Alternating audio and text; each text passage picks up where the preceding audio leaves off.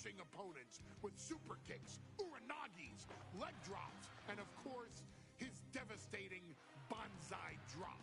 A maneuver so effective that once it had connected, nobody kicked out of it. Nobody. Rodney was a very unique talent. I think the way he was able to handle all the pressure, it was kind of parallel to how he was in the ring. For someone to be so big and to be so nimble, you just don't see that very often.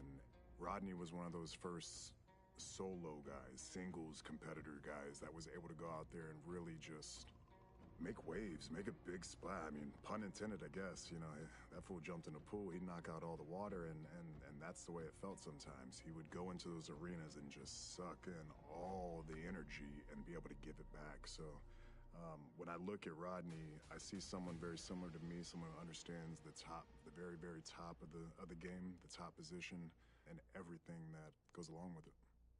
In a career filled with so many highlight reel moments, perhaps nothing stands out more than when Yokozuna faced and defeated the so-called immortal Hulk Hogan at the first King of the Ring event in 1993.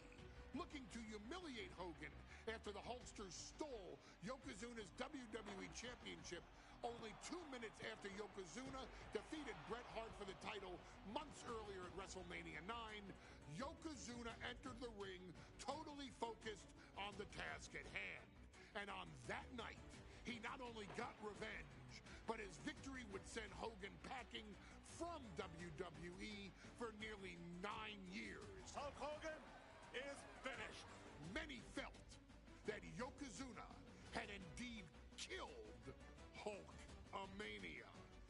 Now you get to possess the power of the mighty Yokozuna and deal out punishment to Hulk Hogan to walk out of the King of the Ring, a two-time WWE champion. Showcase the ability and the agility that made Yokozuna a Hall of Fame performer and take Hulkamania down. Banzai.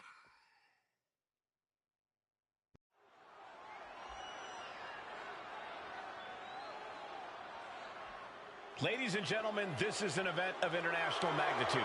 Photographers from around the world as they are documenting Yokozuna's every move.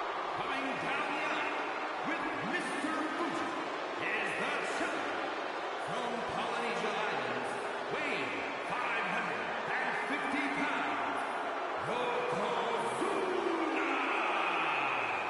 One thing, Corey, he's 550 pounds, bigger than he's ever been. And I understand Hulk Hogan trimmed down so he can have more speed, more endurance. But I'll tell you something, Hogan's got to take him out early. This is going to answer a lot of unanswered questions from WrestleMania 9. A lot of pressure on the president of WWE for what he did.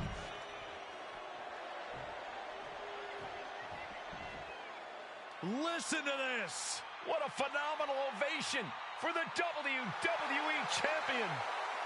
His opponent, coming down the aisle with his manager, the Mouth of the South, Jimmy Hart, from Venice Beach, California, weighing in 302 pounds, the WWE Champion, Hulk Hogan. You can feel this facility shake, literally moving. The rafters shaking with the ovation of the WWE Champion, Hulk Hogan. Hulk Hogan thrives on these people. He thrives on the Hulksters, the little Hulksters. This is what keeps this man going. Hulk Hogan's relying on the fans. He wants to hear... Undoubtedly the top title in this cup.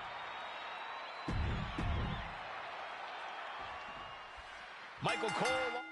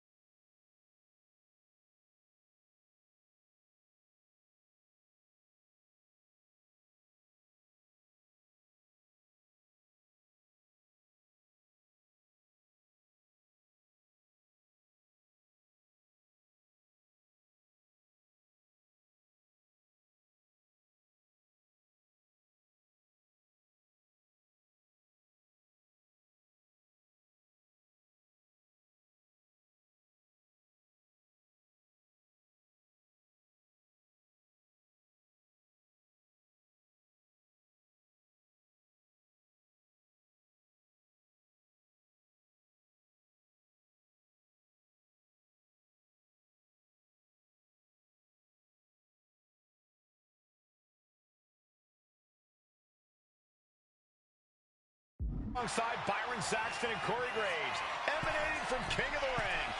Lift off. Double axe handle. Hogan winning that exchange. Still so much more action to come after this amazing matchup. Of course, we have the King of the Ring finals later, but before then, it will be an 8-man tag team match with the Steiner Brothers and the Head Shrinkers on opposite sides. You want to talk about unfinished business from WrestleMania? Those two teams went to war back in Vegas, and I expect even more hard hits here tonight. Oh, kick right to the gut.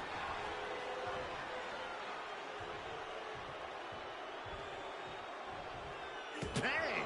Momentum is really on Yokozuna's side. Yokozuna taking the fight to Hulk Hogan. The Hulkster's rocked.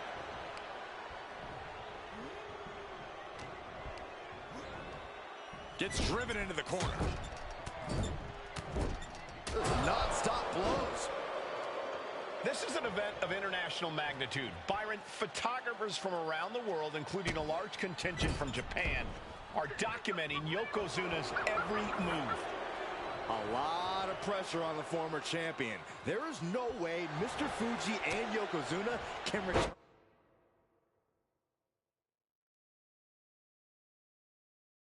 to Japan and lose face. And the Hulkster may have some self-imposed pressure. He not only wants to win, he stated that he wants to pick up the 550-pound Yokozuna and slam the Giant's carcass through the ring. We know the sold-out crowd here in Dayton is firmly behind the Hulkster. Hogan is relying on the fans. He wants to... Oh, no. Simple waist lock, but able to block into an arm drag. Vicious right forearm. You can see Mr. Fuji at ringside. He's shown he will do anything to earn his craft to win. Indeed he has, but he might actually rein things in tonight. We saw at WrestleMania that Fuji's interference earned you... Bear hug.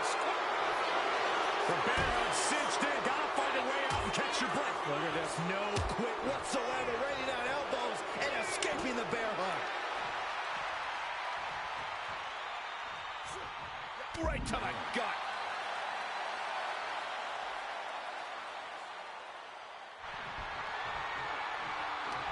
Neither superstar giving an inch here. It looks like we've got ourselves a brawl here. Yokozuna engaging in warfare with the Hulkster. The Giant knows this may be his last chance at the WWE Championship. Oh, ouch! Toe-to-toe, treating each other like heavy bags. Two fighters putting their haymakers on autopilot right now.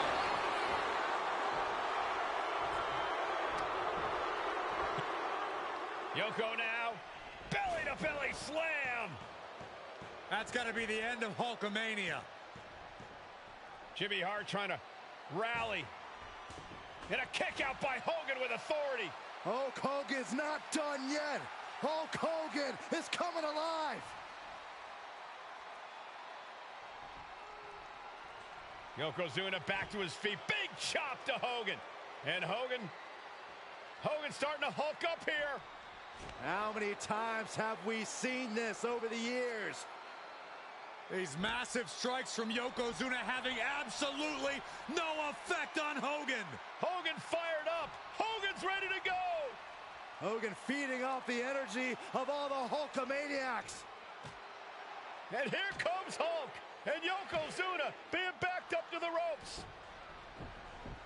Big boot. I can't believe Yokozuna's still standing. Hogan continuing to pour on the offense. A second big boot, but Yoko still on his feet. Don't let up, Hulkster.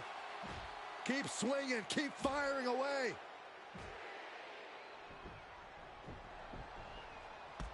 That boot, Yoko staggering, stunning, and he's down. Drop the leg, Hogan. Drop the leg. Hogan, leg drop. Here's the cover on Yoko, who kicked out of the leg drop. What? Get Mr. Fuji out of there. Hogan feeding off the energy. Whoa, wait a minute. What is that photographer doing on the apron? There's a match going on. What the heck? What was that? What in the world just happened here?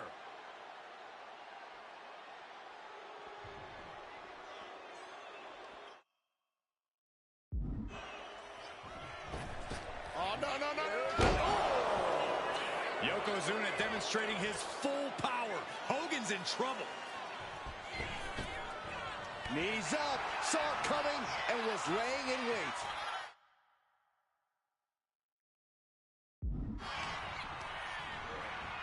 Placing him in the corner.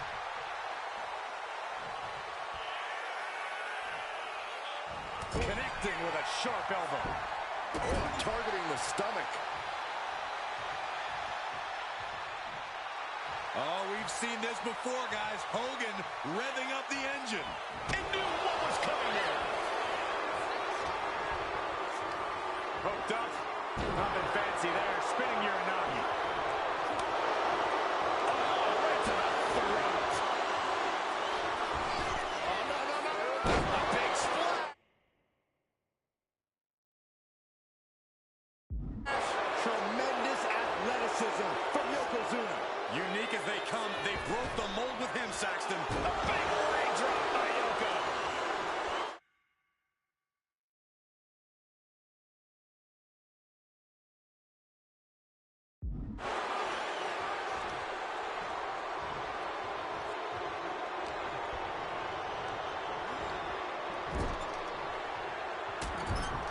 Trapped in the corner. No escape from these punches. Just using their foot as a weapon. Boot right to the throat. Now a big swing of momentum against Hogan. Yokozuna making Hogan regret wanting this match. I love it. Goes into the corner.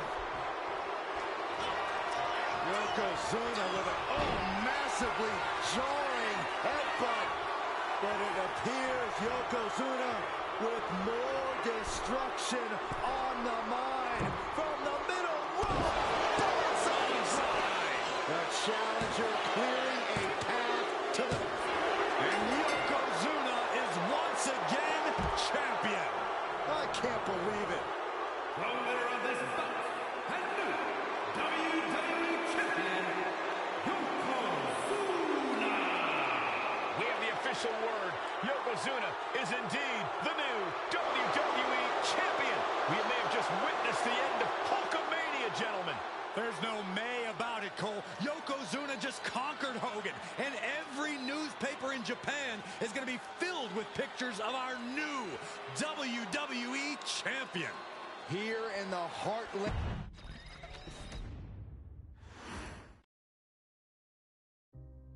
Our next chapter sees the showcase spotlight shine on an area in which the family built their legacy: tag team wrestling.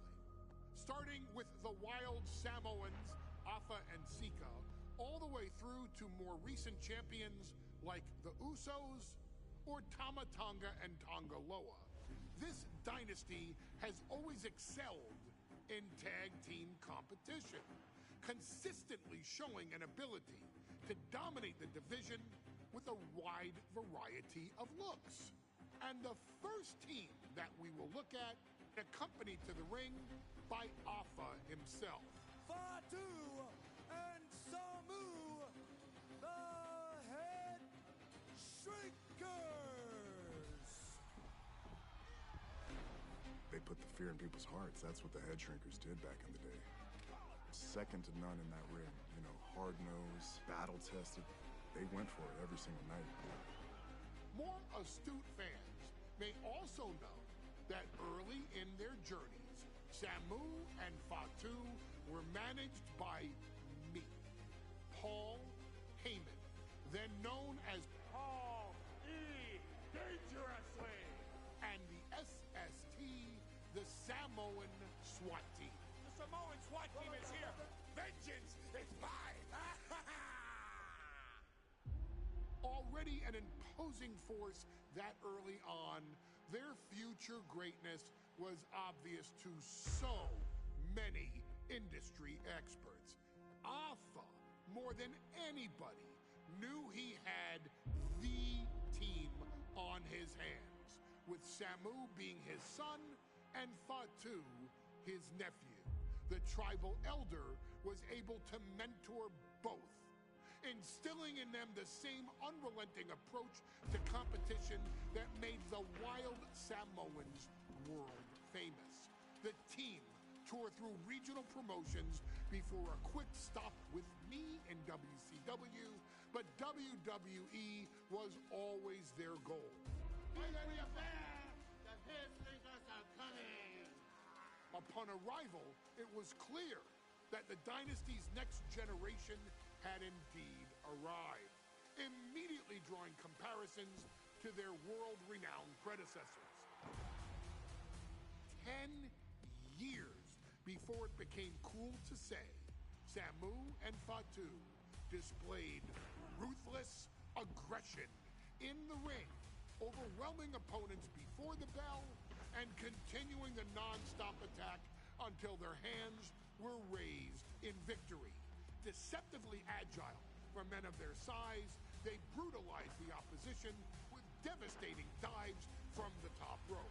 The duo would eventually go on to capture the WWE Tag Team Championships in the spring of 1994, fulfilling the promise and carrying the legacy to even greater heights.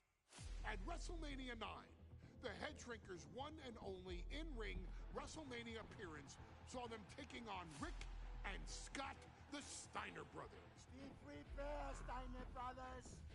We're gonna give you a pain that you have never felt before. While I'm not one to make excuses, I am one to give opportunities to you, our expert gaming member of the WWE Universe. And so, today, you have the opportunity to make things right. WrestleMania 9, Las Vegas, Nevada. The Steiners performed at a near-perfect level that day, able to find every reversal and in the chaos emerge victorious. We are asking you to fix that. Stop them in their tracks and get the Head Shrinkers that WrestleMania victory you and I both know they deserve. But if you're not careful, you're going to find yourself reliving the very same memories that have haunted Samu and Fatu for years. Steiner lines, suplexes, Frankensteiners that will all bring your evening to a vicious, miserable end.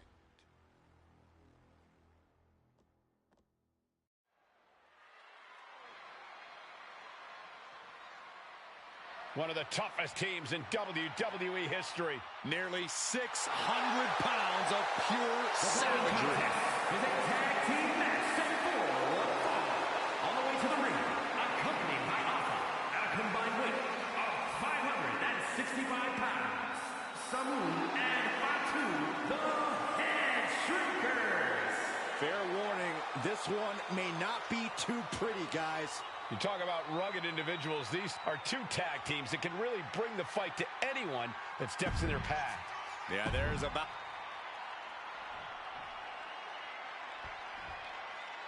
The Steiner brothers getting a tremendous ovation here in their first WrestleMania. And we'll see if they can carry on Michigan's winning ways. And their opponents at a combined weight of 531 pounds.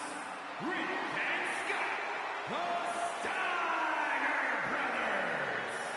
The Steiner brothers are...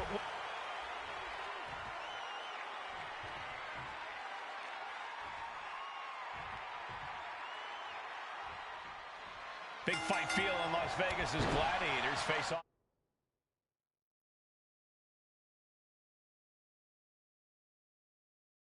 Here at WrestleMania 9. And we are watching four men who would have been right at home inside of a Roman Coliseum. The Head Shrinkers and the Steiners are ready for a true battle. Both teams are relatively new to WWE, but we've seen that each duo is not afraid to get physical. Each side is looking for their first WrestleMania win, and they will do anything to earn it. WrestleMania 9 shaping up to be a big night in the tag division, guys. Indeed it is, Michael. Two great young teams competing now. And later tonight, none other than Hulk Hogan will lead them.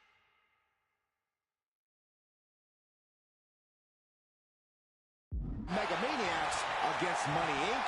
for the tag team titles. Odds makers in Nevada have the smart money on Hulk Hogan leaving Vegas with the gold tonight. Rocket launcher. That was that chemistry you cannot. A bear hug, squeezing the breath out of them. Bear hug. Well-placed elbow will get you out of it. That might be enough. Yeah.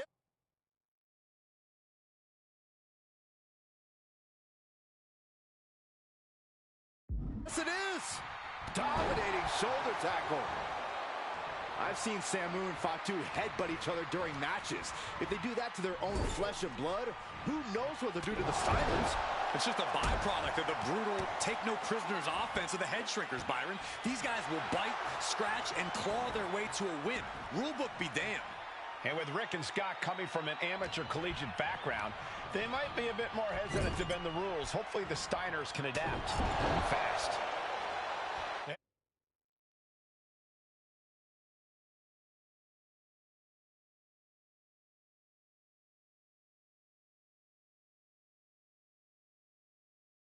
Head Shrinkers accompanied to ringside by Alpha, but he's not the only tag team legend serving in a managerial role tonight. That's right, Michael. Just like Alpha, Mr. Fuji earned many WWE tag titles as a wrestler.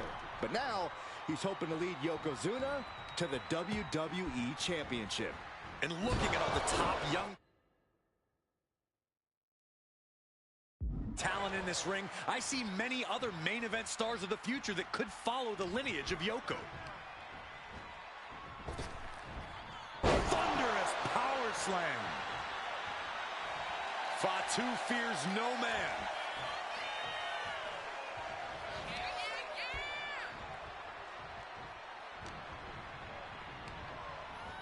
Sent into the corner. Fatu drawing a big reaction from the crowd.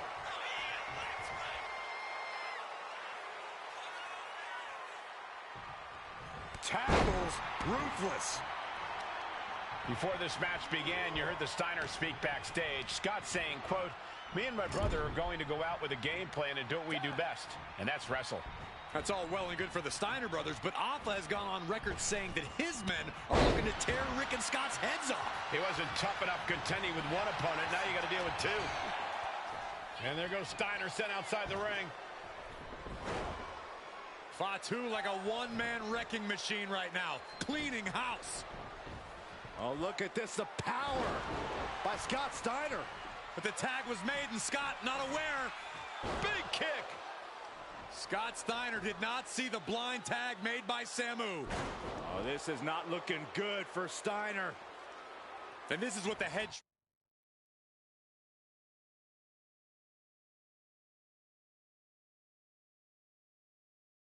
Shrinkers do. Top-tier tag team wrestling. Steiner didn't see the tag. Blast off. The adrenaline is pumping, and the WWE Universe is on his side. Stop right to the gut. And we are really seeing the amazing skill sets of all four men. From the top. Diving headbutt. Big headbutt. Oh, my!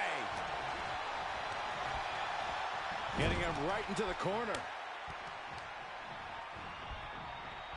The double team headbutt. Wow. Scott getting worked on right now. Seeing some high-impact offense from Samu and Fatu thus far. I'm not sure the Head Shrinkers are even going for the victory. They just want to destroy the Steiners. What now? Stop.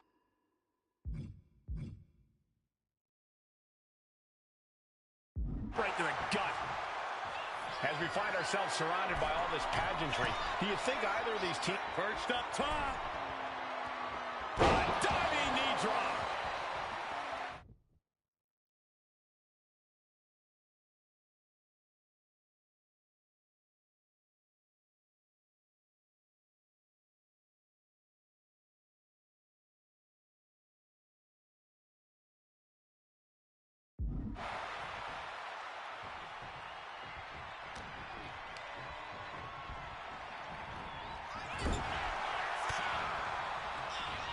These two reaching a standstill with all these reversals.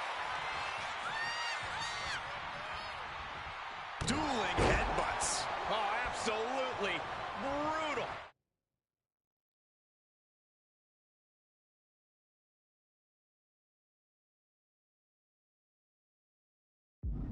Oh, no, I think they may have busted him open, guys. Being set up in the corner for something. Powering up their opponent all the way across the ring. That is a lot of ground to cover. And they're not finished yet. Spine first again. Hoisting up their opponent for a suplex. Goes into a pile driver. Is that enough to finally put down the head shrinker?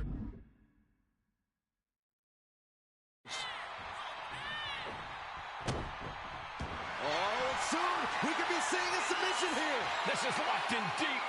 Look at the agony. We could be nearing the end. And he very quickly counters.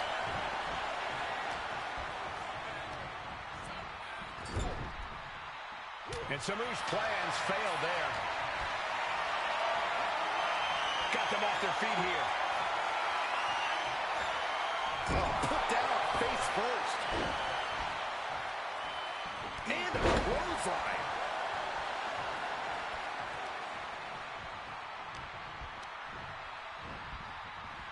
Has him in the corner, thinking of the next move. Pinpointing the leg. Ooh. Look at that counter from Samu. Oh, man, he is more than fired up right now. Clubbing forearm.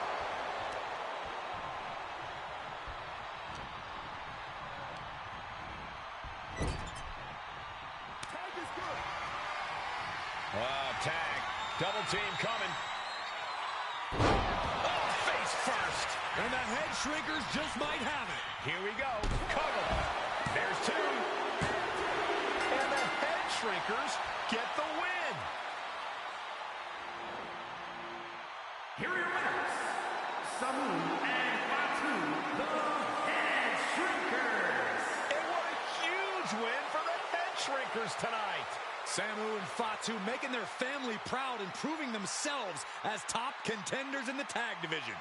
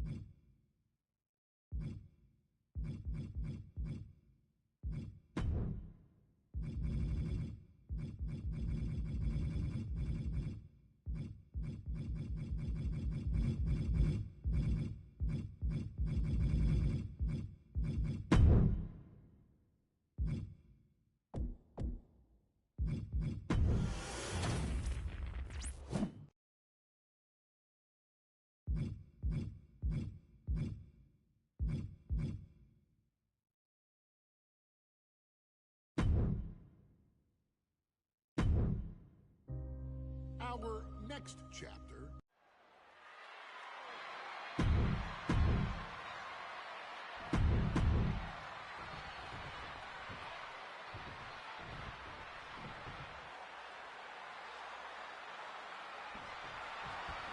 WrestleMania 9 rolling on with a potential show-stealing match, guys. Two very hungry tag teams facing off.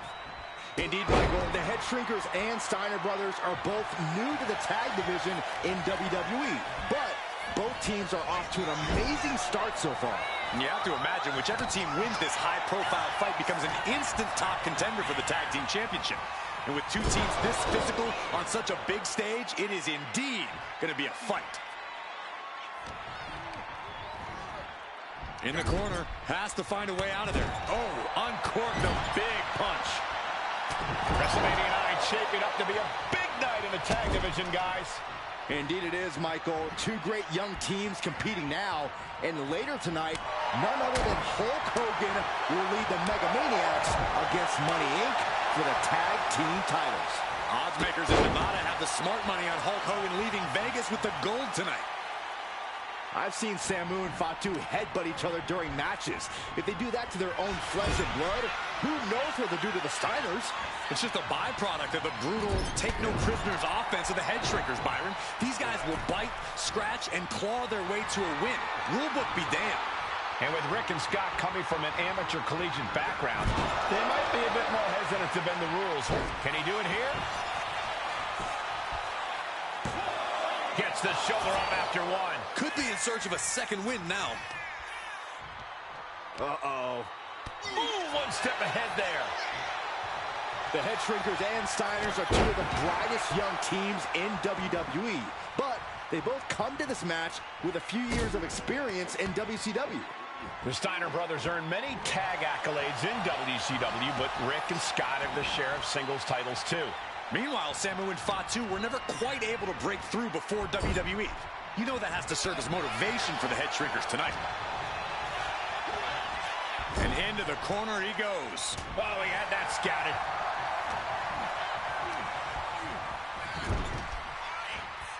Oh, what a headbutt. I don't know, guys. That just opened a pretty nasty cut on Steiner. And he stonewalls Samu. Caught the leg. Samu and Fatu already some success in the tag division tonight. Could really be their coming out party. Well, they certainly have a tradition to uphold, Cole. The man in their corner, Alpha, has held the WWE tag titles on 3 occasions. And he's primed to bring the Head Shrinkers to the top as well. Then a knee right to the throat. There was no issue with that attack. Hey, sometimes desperate times call for desperate measures. Who are we to judge? Answer after answer for each other's offense. Nice takedown, stack for the pin. Hold it, oh, reverses it, shoulders down. Powering out in one. He's not even close to being done yet. Stepped aside, avoiding damage.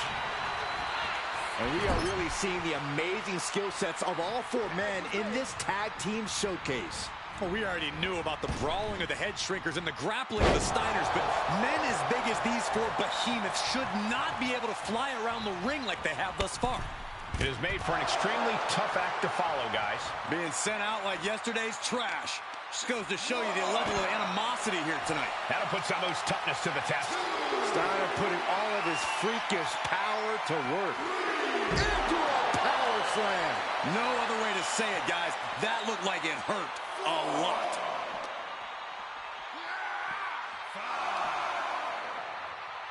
Got the full Nelson. Slam!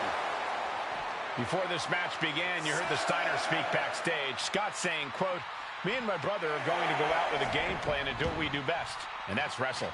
That's all well and good for the Steiner brothers, but Alpha has gone on record saying that his men are looking to tear Rick and Scott's heads off. And get sent right into the corner. That's a good time. This team working like a well-oiled machine. Oh, man, targeting the gut. They finish each other's sentences. They finish each other's moves. That's tag team excellence right there, gentlemen. Arm wringer. Right hand will counter. Tag is good. Tag made. As we find ourselves surrounded by all this pageantry, do you think either of these teams is feeling the pressure of their first WrestleMania? I can tell you that Samu and Fatu truly did not care. Alpha has turned these men into brutal fighters who simply want to destroy their opponents. And down for the count. Kicking out in time. Both competitors digging deep into their wells to keep this match going. Pulls their opponent in. Belly to belly. Turning it into the pin. He got the shoulder up in time. He's still got life in this matchup.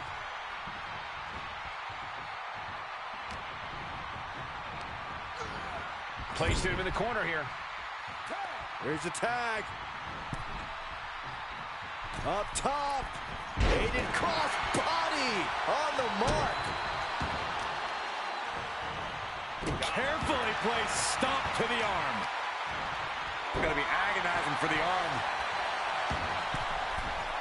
From the middle rope. Oh, what a splash. Oh my gosh, what impact.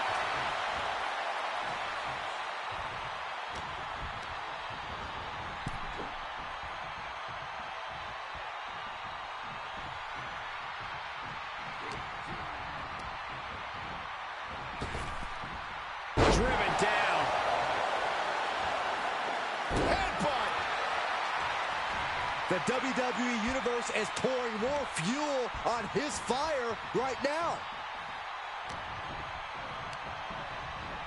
And now propped up in the corner. Tag. Double team coming. Driven down face first. And the head shrinkers just might have it. Ricocheting off the turnbuckles. The head shrinkers and the Steiners are engaged in an epic battle. Both teams making the Roman gladiators proud. Tag made. Fatu trying to ramp things up. Fatu was on the wrong end of things there. Steiner putting those amateur instincts to good use.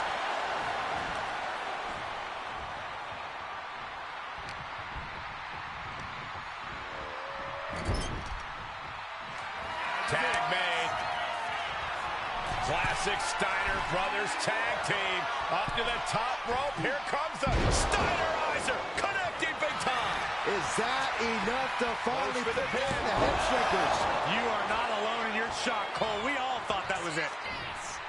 The head shrinkers, the Steiners, taking each other to the limit in the biggest match of their careers.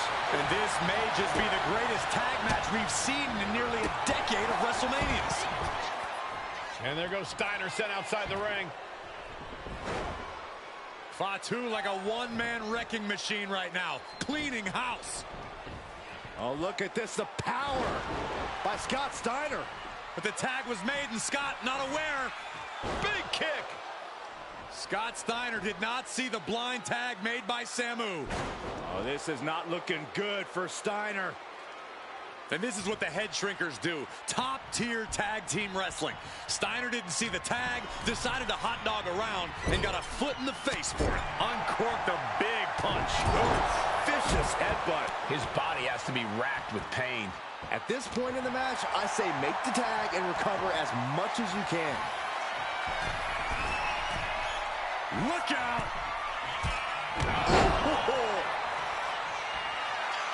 And is he looking at... From the top! Diving headbutt! Takes another trip to the skies, and it pays off once again. He puts him into the corner. Tag. Double team coming. Oh, face first. That's it. No way the Steiners come back now. The WWE Universe is showing their appreciation for the action they're seeing. It has been an absolute war out there. These superstars' efforts are not lost on this crowd. Look at him go. Pummeling their opponent in the corner. Then a knee right to the throat. Oh, and a headbutt. Scott timed that one. Clothesline. Another targeted attack to his head and neck area. He has to be careful.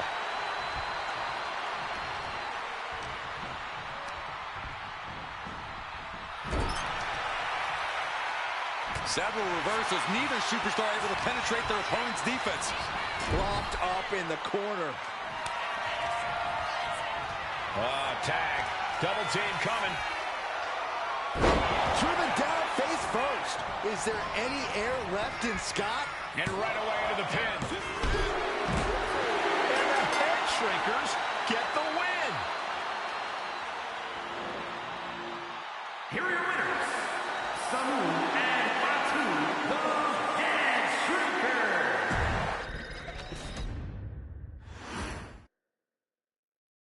Hey, let's put this in the simplest of all terms. Dwayne "The Rock" Johnson is the biggest celebrity on the face of the planet today. Now, whether he's a blue chipper, the people's champion, or as we know him right now, the final boss, The Rock has always commanded all of the attention in the arena since the very first moment he made his WWE debut at the 1996 Survivor Series. Born into this business, The Rock would become WWE's first ever third-generation superstar, following in the footsteps of his father and grandfather.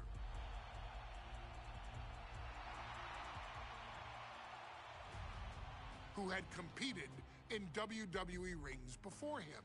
Dwayne had the huge responsibility. There's a legacy, and you have to take it so seriously. Even with incredibly high expectations, the Great One surpassed them all, along with the usual achievements if your name is The Rock. 2 Intercontinental Championships, 5 Tag Team Championships, 8 WWE Heavyweight Championships, a Royal Rumble victory, not even to forget the fact that The Rock once led an entire nation. The Rock has one of the more noteworthy feats in WWE history, earning WrestleMania victories over Hulk Hogan, Stone Cold Steve Austin, and John Cena. Each of these men are known as the faces of their respective era. Each of these men found out what happens when you go one-on-one. Oh, you know the rest. Of course, The Rock rivaled Stone Cold Steve Austin's popularity during the vaunted Attitude Era, tearing opponents down with rock bottoms and people's elbows while tearing them apart on the mic with cutting one-liners and catchphrases that are still recited to this day. If you smell, know your role and shut your mouth. He ended CM Punk's 434-day title reign as WWE Champion at the 2013 Royal Rumble as well, after having only competed twice over the previous 9 years, displaying the always-ready mentality and physical conditioning on which he has built his global brand. But you don't need me to rattle off The Rock's resume to you, now do you? Of course not. The man is an occasion unto himself. He has headlined the biggest events against WWE's most iconic superstars and has always found a way to, how does he put it? Layeth the smackdown on some jabroni's candy ass.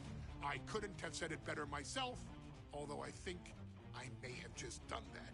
But indeed, he has.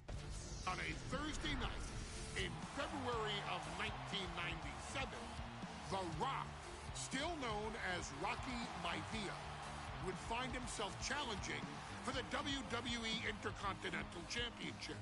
Only a few months into his tenure, he would be matched up against a face that would ultimately become one of his most familiar and hated rivals, Triple H, Hunter Hearst Helmsley. Seemingly overmatched by a more seasoned opponent, a youthful Rock would demonstrate all the traits that have come to define him in the years since. Tenacity, high IQ, and that legendary Samoan strength to ultimately surprise Helmsley and kick off the first championship reign for Rocky Maivia.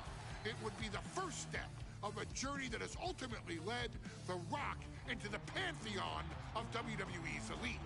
So now it's all in your hands. It's up to you to showcase the undying drive that makes The Rock the hardest worker in the room to deliver a shocking upset against the Greenwich snob himself. Guide The Rock to victory over Triple H at a very special Thursday, Raw Thursday, to give the first jolts to what would become the most electrifying career in sports entertainment.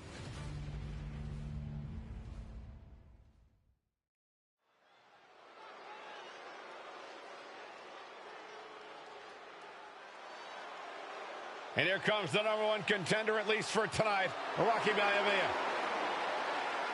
The following contest, scheduled for one fall, is for the WWE Intercontinental Championship. Making his way to the ring is the challenger from the South Pacific, weighing in at 275 pounds, Rocky Maivia. A blue chip talent with a bright future.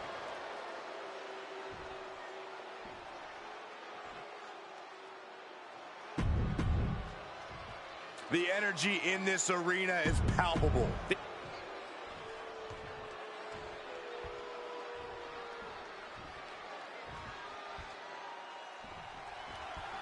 The Intercontinental Championship is on the line.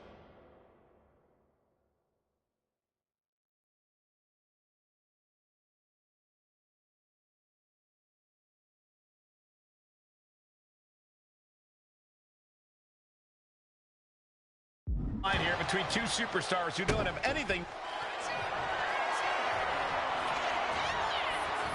Cobra Clutch cinched in. The Cobra Clutch is in. After everything he's been through, will he give in right now? Will his body give up? This whole in trouble here. A couple of elbows to the jaw, and that'll break things up. Caught with a lariat. Before this match, I was talking to Helmsley, and he said he can beat the snot out of this Maivia kid in less than 10 minutes. In fact, he was showing me on his watch. Did you know he has a timepiece that costs $20,000? Confident words from Hunter Hearst Helmsley. Not sure how relevant his timepiece is to this match, though, Corey. It isn't relevant. I just wanted to share an example of how far ahead in the game of life Helmsley is. Oh, brother. Got him lined up, and it's only a matter of time now.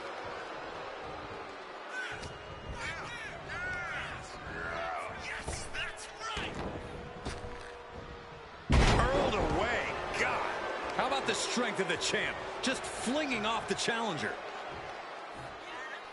The champion into the pin. Keeps this title match going with the shoulder up before two. Early attempts rarely pay off, but they do wear down your opponent.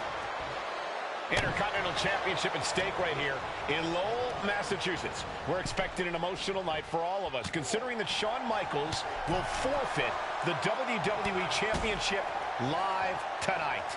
Yeah, I saw a very dejected HBK earlier today. I couldn't even get him to crack a smile at all. Well, that's just because no one's ever happy to see you, Saxton. If Rocky Maivia is going to take down the more polished and experienced Hunter Hearst Helmsley, he's going to have to do it with unrelenting energy. Rocky has to keep coming at the champion with big attacks until Helmsley collapses under the onslaught. It's a bold strategy that will take everything the young Maivia's got, but you're right. It could be his best path to his first championship win. And Rocky is delivering solid damage, but needs to remember to get Helmsley in the ring. The title can't be won outside of the squared circle. And even before the bell rang tonight, I think Hunter Hearst Helmsley has been trying to frustrate Rocky. He's trying to say, hey, young fella, we're going to do things at my pace, not yours. Rocky, the 6'5", around 270-pound stud, just has to keep his cool. Don't take any unnecessary chances against a cagey competitor the caliber of our Intercontinental Champion.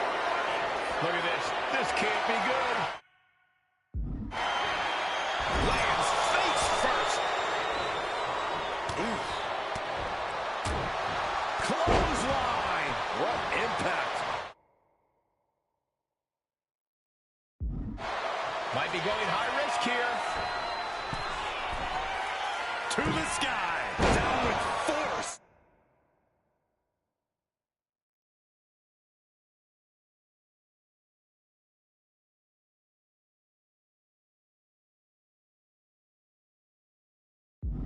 And give credit where it's due. Rocky Maivia is leaving nothing in the ring in pursuit of the Intercontinental Championship.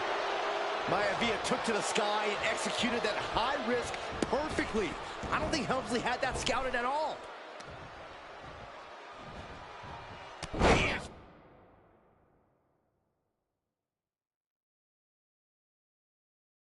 There's right back.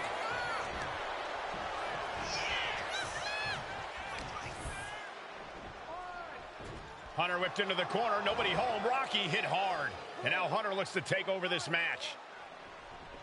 Helmsley muscling Maivia up to the top turnbuckle and a big right hand. Helmsley with something big in mind here for his challenger tonight.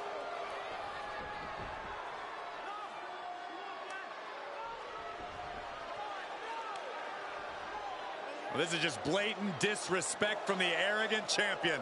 Almost daring Rocky. Hey, you really want my title? You really think you're going to be Intercontinental Champion? Up to the top. Hooking Rocky into a superplex. This could be it. Can Hunter capitalize? This could be it. Hook of the leg and a cover, and Rocky stays in it, getting his shoulder up. Still not enough to put out the flame of Rocky Maivia. Hunter has to be asking himself, what else do I have in my arsenal? And I think we may get our answer, gentlemen. Yeah, it's just a matter of time, I believe, before this one's over. Hunter hooking Rocky, taking his time, looking to put him away. Maivia just collapsed. This just shows you how much damage Hunter Hearst Helmsley has inflicted on the challenger in this matchup. I think Maivia's done. Official might want to step in, call this one. The official checking on Rocky. Hunter Hearst Helmsley believes this is close to being over. Lifting him back up again. Rocky rolls through. Shoulders down. Rocky wins the title. Rocky Maivia has shocked Hunter Hearst Helmsley. Here is your winner and the new Intercontinental Champion, Rocky Maivia. We have a new Intercontinental Champion.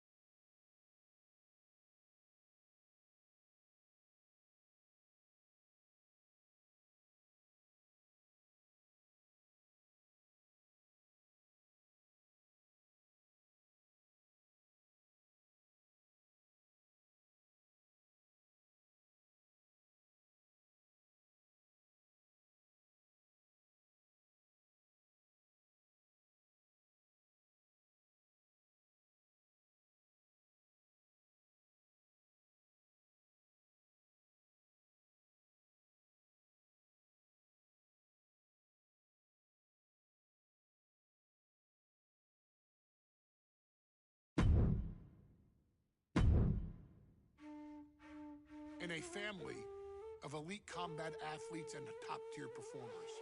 The final boss has always stood out, even when he was just a blue chipper. But there wouldn't be a final boss. There wouldn't even be a bloodline if it wasn't for The Rock's grandfather, the High Chief Peter Maivia. You can think of him as the first boss. Predecessor to the tribal chief. He is one of, if not the foundation for our family. The Anoa'i Fatu Maivia wrestling dynasty. I don't think there's anybody more responsible for what's going on now than the High Chief himself. Peter Maivia isn't simply one of the two principals behind the Sacred Blood Bond. He's also an incredibly decorated professional wrestler who traveled the world and won titles everywhere he went. New Zealand, Japan, Europe, and here in the United States, where he enjoyed especially successful runs in Hawaii and California. Maivia would eventually find his way to WWE, engaging in legendary battles with the likes of superstar Billy Graham. His larger-than-life personality would win the WWE Universe over in short order, as it had throughout his entire career. In the ring, High Chief Peter Maivia was a potent blend of brawn and grappling technique, often muscling his opponents down to the mat through a variety of joint locks and then switching to more painful holds once grounded. His sleeper hold and stump puller were both feared and renowned, and make no mistake about it, Maivia knew there was always more than one path to the ultimate victory. Out of the ring, High Chief Peter Maivia also ran one of the most successful wrestling promotions on the planet, Polynesian Pro Wrestling, based out of Hawaii, showing his mastery of the business in every aspect. His induction into WWE's Hall of Fame class of 2008 was supremely deserved, forever enshrining Peter Maivia as the legend he always was. And now, we present to you the opportunity to walk in the boots of the legendary High Chief Peter Maivia, facing off against one of the most legendary WWE rivals, George the Animal Steele. You will settle this score once and forever and showcase the overwhelming strength of Peter Maivia, which has ever since remained as a hallmark for every single solitary member of this bloodline. Steele is no easy battle, though. He thrives in the chaos, one of pro wrestling's true madmen. He'll even try to eat part of the ring if he thinks it'll help him break you down. So do your best and honor High Chief Peter Maivia properly with a resounding victory.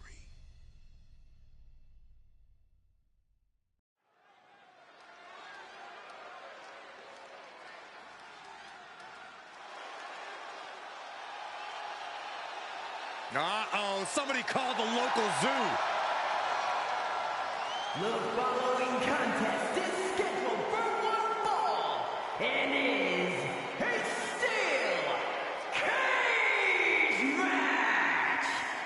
Introducing first, from Detroit, Michigan, weighing in at 275 pounds, George the Animal Steele. I'm not even sure the cage can contain this man.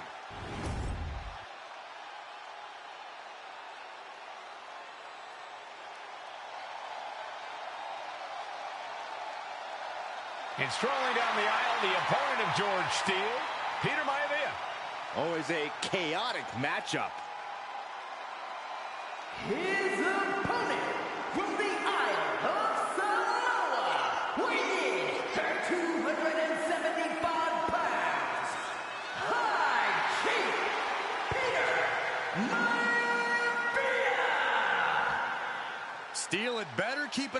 Maivia because Maivia is a true brawler. Few men can handle the chaos of the animal inside a steel cage, but I believe the High Chief is ready.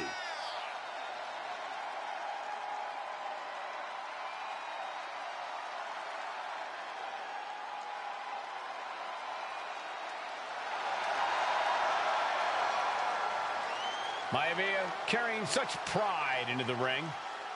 Very stark contrast to Steel. We'll see which prevails tonight.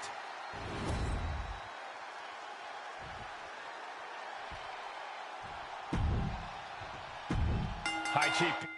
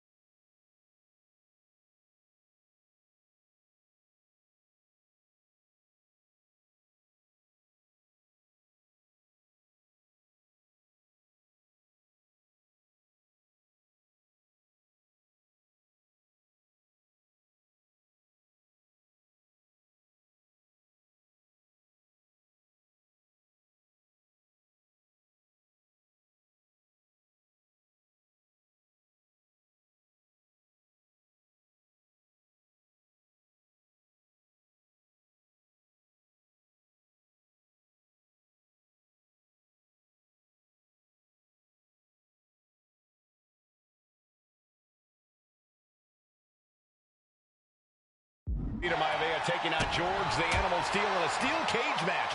Quite a heated history between these two guys.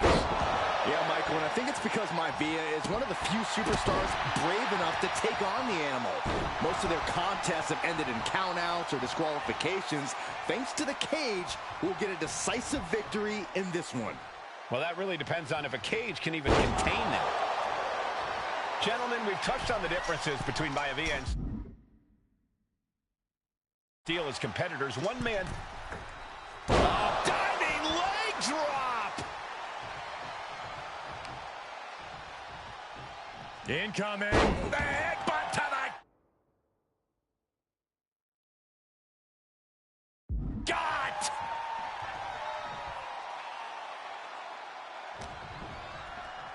Headlock applied. Toss their opponent. Maivia.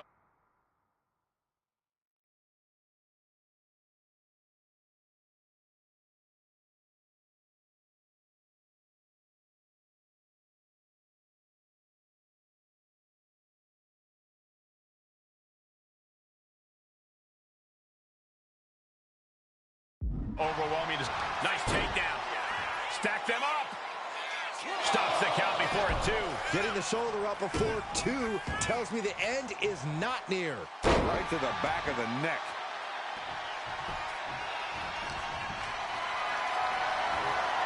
Totally helpless at the moment. Oh, just bounced that face like a basketball. George the Animal Steel might be a bit of an underdog here. In fact, he lost the match by countout to the High Chief. In Steel's defense, I'm not sure he knows how to count exactly or how to read a rule book. So he's got to be happy to be in this cage. Well, Maivia is called the High Chief in part because of his commanding presence in the ring. He's more than ready for what the Animal will throw at him, even inside a cage. Peter Maivia just rubbing it in now.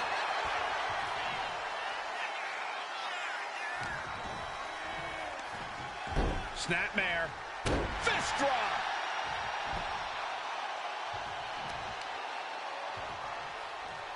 Ah, look at this. Just cranking it out. Cranking the head.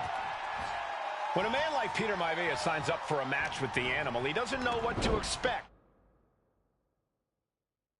Just to expect anything in the world. Peter Maivia knows full well that he's in for some unusual treatment tonight. In fact, Steel often has trouble finding opponents due to his erratic nature. But when it comes to competition, the High Chief wants to prove he's worthy of that name. Peter Maivia will take on any competitor, no matter the difficulty. Peter Maivia is looking unstoppable now. Yeah, and Maivia has really figured the Animal out here. Look at Maivia going to work on the Animal. The High... diving leg drop.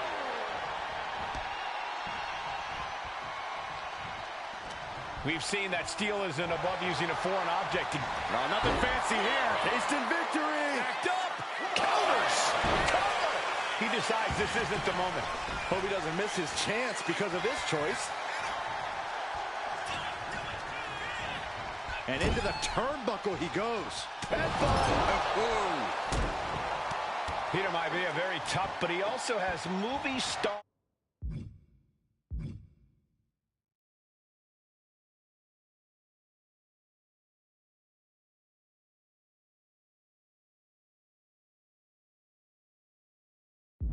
Good looks.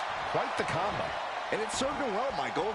In fact, the High Chief has major acting and stunt work credits to his name. And who knows? Maybe we'll see the Maivia name on Hollywood billboards again sometime. Well, before any of that happens, the High Chief needs to survive this war against the Animal. Kick to the gut creates separation.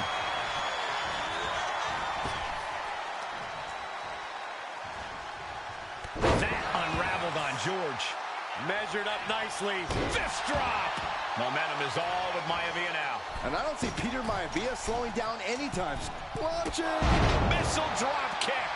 The Animal may be wounded prey at this point. The High Chief closing in on a successful hunt. Watching, waiting, and we know exactly what he's thinking. Showering European uppercut. George the Animal Steel is not a wrestler by any stretch of the imagination, guys. He's a true brawler. And he might be the best brawler in WWE, Michael. There is no shortage of fight in the animal. But you know who might be a better brawler, guys? The High Chief Peter Maivia. When you consider that Maivia's once more setting it up. Backbreaker. That'll realign your vertebrae. Is it enough? Is it enough for Peter Maivia?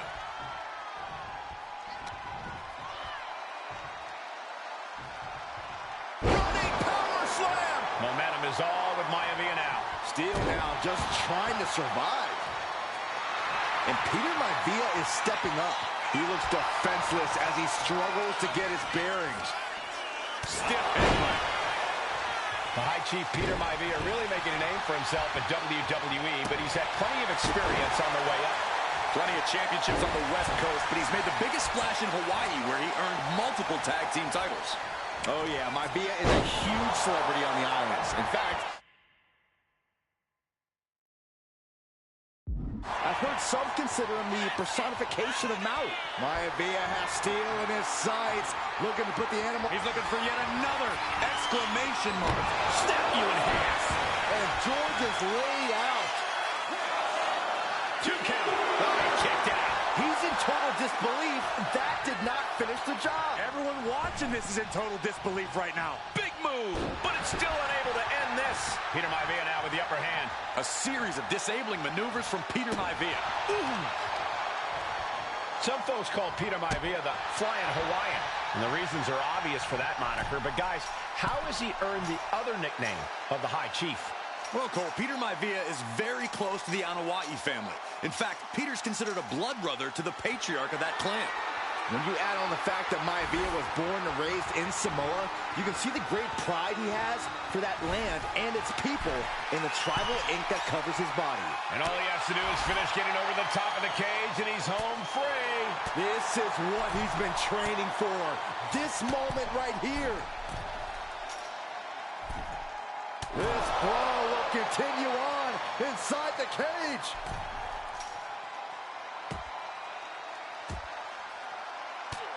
Maivia one step ahead. You cannot waste any time when you start the climb.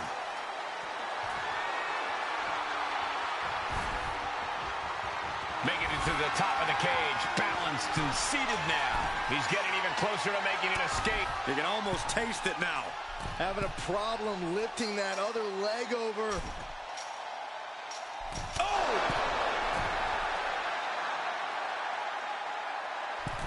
Face first into the cage. Crashing to the mat. He's pulled back down mid-climb. Sent crashing down. How much more can they take?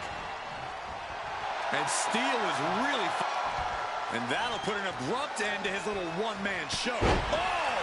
Clubbing blow. Making a move, but is it the right moment?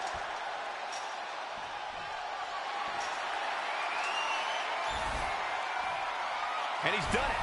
Made it all the way up the side of the cage. And he's straddling the top of the cage, just feet away from making it to the outside. Now for the hard part. He can taste victory now.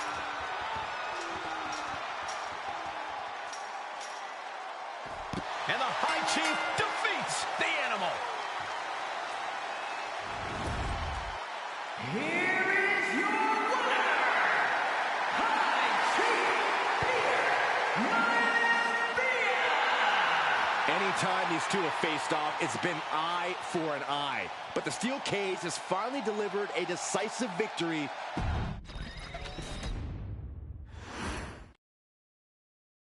She's not like most girls. She's also not like most WWE superstars. Nia Jax, the reigning queen of the ring, is a reckoning, a force of nature that blitzes right through her competition. A cousin of The Rock, Nia Jax arrived in NXT almost 10 years ago with astronomical expectations. Undaunted, Nia Jax would dominate early opponents, finding herself competing for the NXT Women's Championship mere months after her debut. It did not take long for those running Raw and SmackDown to take notice. Well, our next pick, Nia Jax. And Nia Jax would join the Raw roster as part of the 2016 draft lottery. And since joining the main roster, absolutely no one has been safe from Nia Jax.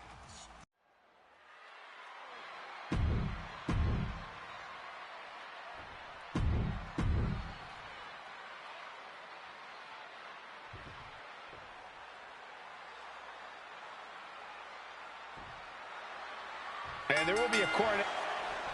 And Nia now misses wildly. Lyra goes up over the top. Nia's got it caught, though. Lyra trying to rely on her technique to bring down the irresistible force, but having no luck at the moment.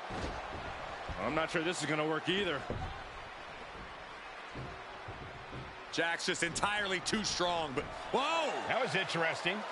Oh, nice athleticism by Valkyria. Even Jax might be a little impressed. I wouldn't go that far, Saxton. Here comes Nia, just imposing her will on Lyra Valkyria. Again, Lyra showing how resourceful she is, applying the sleeper to Nia Jax. Lyra tried to hold on. And now Nia Jax in control, and she's going to look to put Lyra away. Nobody home! Set outside the ring, and Valkyria's got a chance. Huge window of opportunity. Right now for Lyra Valkyria to strike. Lyra may actually pull this off. Lyra may become queen. Lyra has the advantage.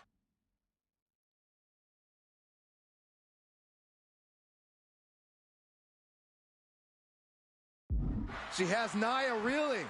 But Lyra can't win Queen of the Ring with Jax on the outside. This match has to end in the ring. Anything can happen in WWE. It used to be a tagline, but it's the truth, and Lyra Valkyria is living it. Over the last 12 months, Lyra has already knocked off the likes of Becky Lynch and Io Sky, but she's never faced anyone the size of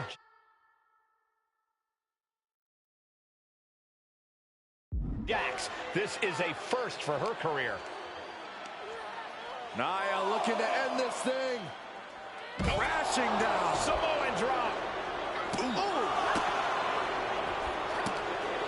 Oh, what a kick.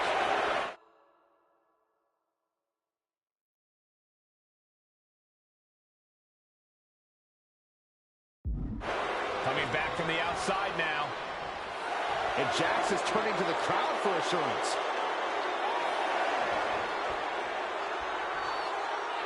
Taking things to the outside, but got to make sure to heed the official's count. Sent to the corner. Punch right to the face. Many in the WWE Universe getting their first look at Lyra Valkyria. She's only had 3 main roster matches so far, and they were all in this tournament. Big wins over Dakota Kai, Zoe Stark, and Io Sky over the last 3 weeks. That's an extremely impressive start for Lyra. Wow. Undefeated for 3 weeks? When Nia Jax joined the main roster, she didn't lose a match for over 7 months. And Jax has stayed that dominant for years. Corey, what do you think is going to be the key in this match for Nia Jax? She certainly makes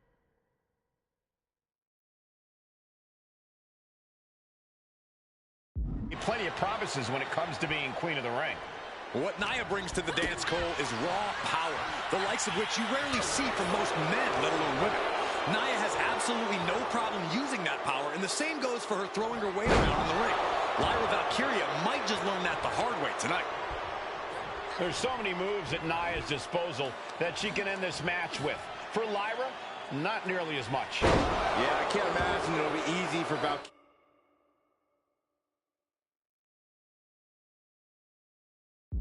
to pick up Nia Jax and drop her with the Nightwing. Please, let's call the move by its real name. It's a Samoan driver. You think Nia Jax doesn't have the Samoan driver scouted? And at this point, Nia just punishing Lyra. This is exact. Valkyria crushed in the corner by Jax. Squashing Lyra in the corner, and the beginning of the end may be near. And Nia now, with Lyra on her back, going to climb up to the second rope. This is a scary situation for Lyra. Oh, look at this. Maybe not. No way. There's no way. Oh, my. Oh, no. Good night, Annihilator. Here is your winner and the new Queen of the Ring, Nia Jax.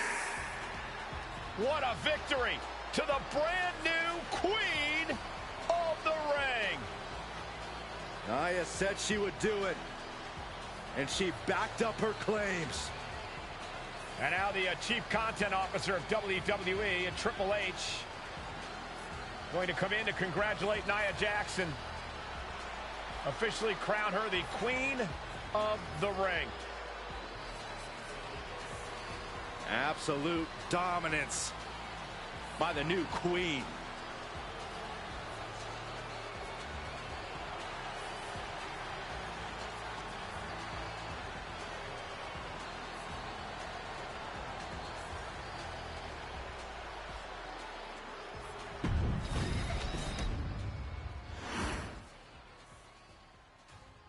I'm sure you will agree with your wise man. Many WWE superstars say they will do whatever it takes in order to achieve success.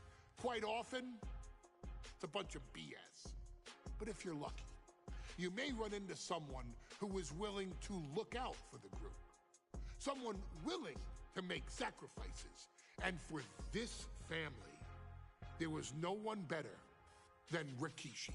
After the Head Shrinkers run in WWE came to an end, Rikishi, then known as Fatu, would go on a journey of self-discovery. This journey would lead to him taking on the name Rikishi, a subtle nod to his cousin Yokozuna, as well as an opportunity to start fresh with a global audience. Well, my dad, when he became the Rikishi character, when you think about Samoan wrestlers, right, or mean, or aggressive, he made it like his own flavor, right? He had the blonde hair, still carried the aggressiveness, but I think he just wanted to add like a little flavor to it. It became even more popular to our culture. Rikishi blitzed WWE from the jump, devastating opponents with new tricks and winning people over with his fat-ass dance moves. That Rikishi is fat, all right. P-H-A-T. And with this wave of newfound momentum came even more success, with Rikishi capturing the WWE Intercontinental Championship and displaying incredible athleticism in iconic moments like when he dove off the top of the steel cage. The year 2000 belonged to Rikishi.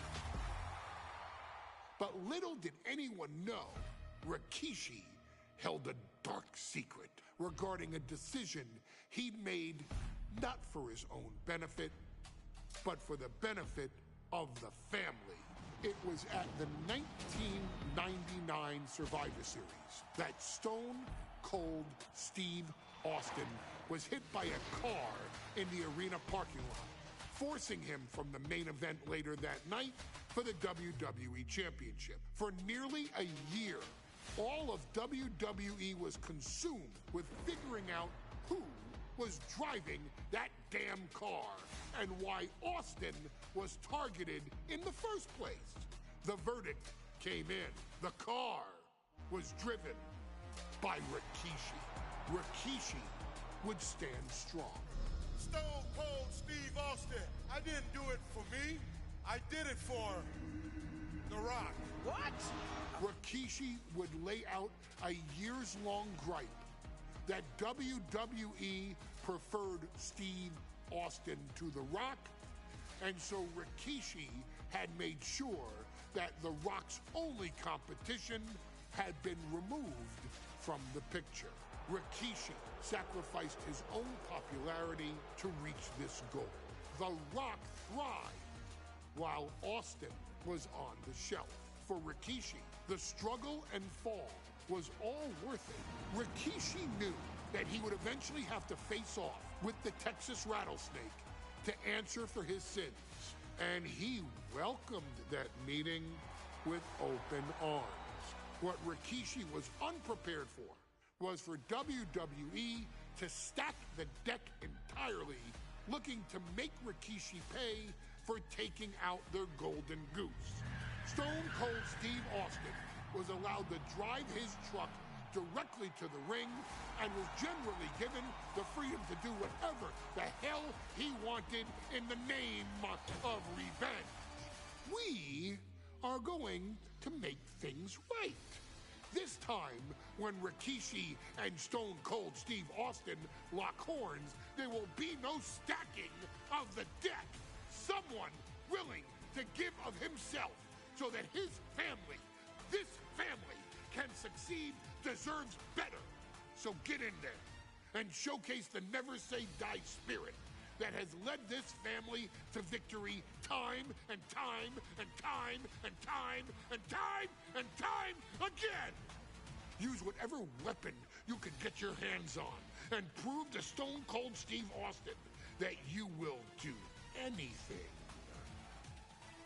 for the people.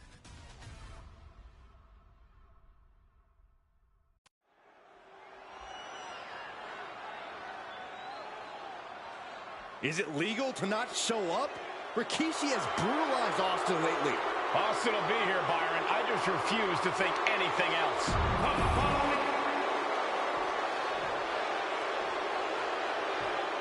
Is he here? Well, there's the Rattlesnakes music. He's here. Austin's here. Stone Cold Steve Austin came here with no fear, no hesitation, just revenge. His opponent, from Victoria, Texas, weighing in at 252 pounds, Stone Cold Steve Austin! Austin fought for his life to make it.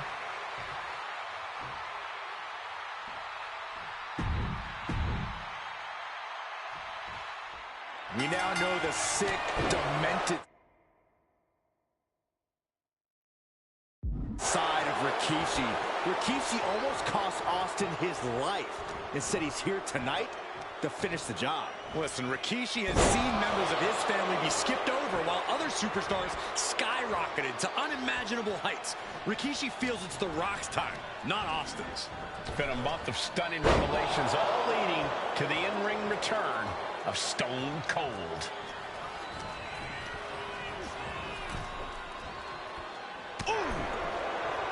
Yeah, Byron, I just cannot see any legitimate reason to run over Stone Cold like Rikishi did last Survivor Series. I mean, Austin does ruffle the feathers of a lot of people, Michael, but I don't think any of his rivals would go to the disgusting lengths that Rikishi has gone to. Put into the corner. What could be next? Right in the jaw. Ugh, what a shot.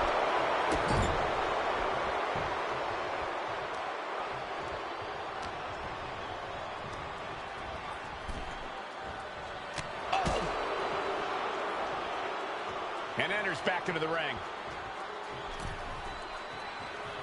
Moves from the ring to the outside. A show of confidence from Rikishi.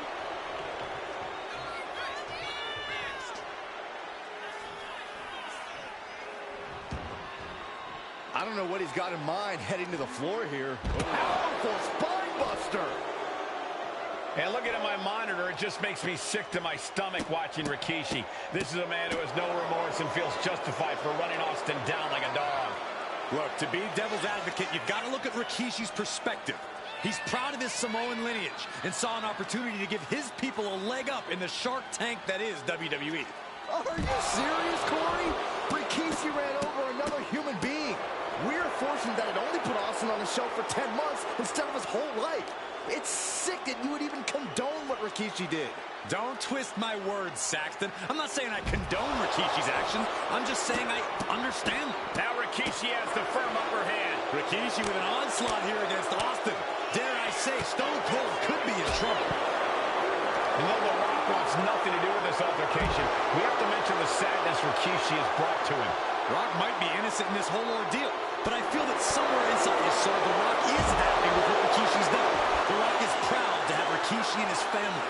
No, Corey, what kind of lies are you trying to spread? We've heard Rock say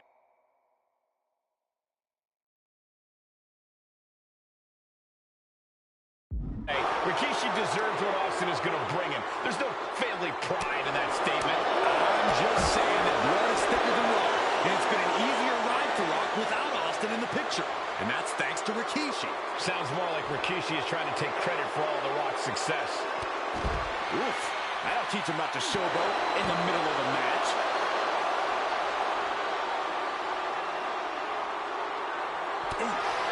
We've talked so much about motives leading into this match. In my view, Rikishi's are delusional. His family have been given equal opportunities, and they all took full advantage of them. Yeah, my blood boils at the propaganda Rikishi's been selling. But I'll tell you,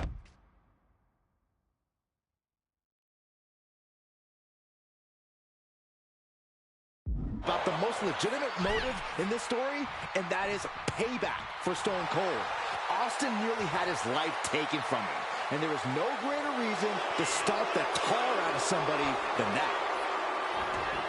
He's out of the ring. Where's he out of mind now? Specifically targeting the leg.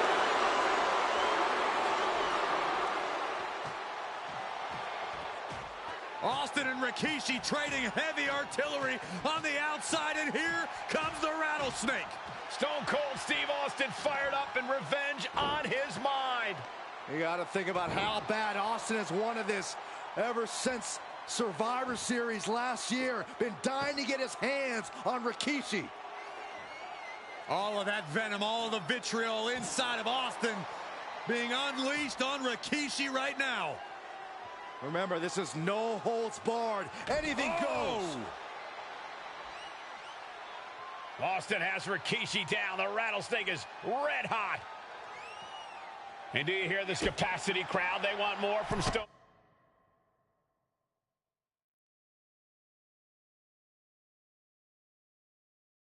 Stone Cold, all that he wants to see Rikishi get beaten down like a pile of human filth.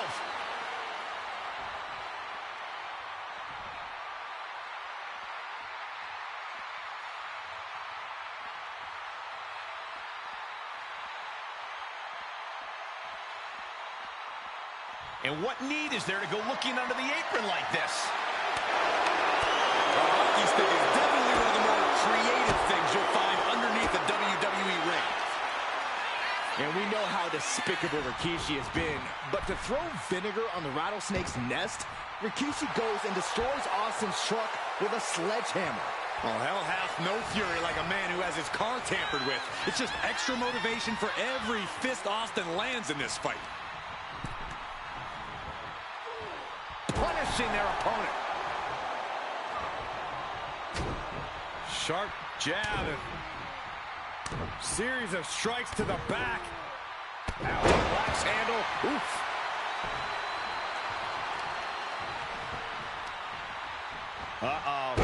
Elbow drop. Austin is like a man possessed. It's been almost a year since Austin's been in the ring.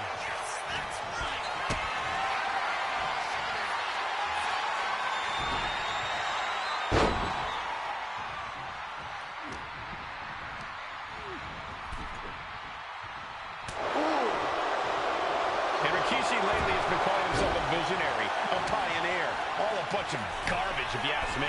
Well, those aren't self-imposed labels, Cole. Those labels are coming from the family, coming from a group of wrestling legends who are proud of Rikishi. Take off. Crash landing. He just flipped the script there.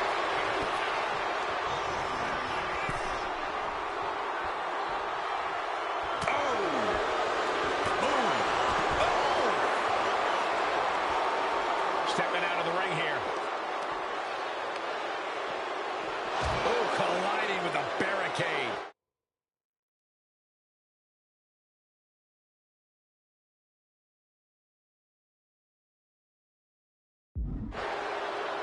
Oh, that hurt. Oh, steering clear there. Rikishi finds his target with that one. Scary mindset for the rattlesnake.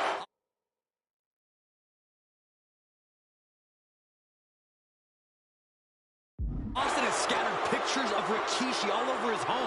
Said that every time he looks at Rikishi, he's looking at a dead man.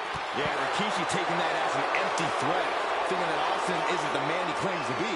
But trust me, when Stone Cold says he has you in his crosshairs, that's no empty threat.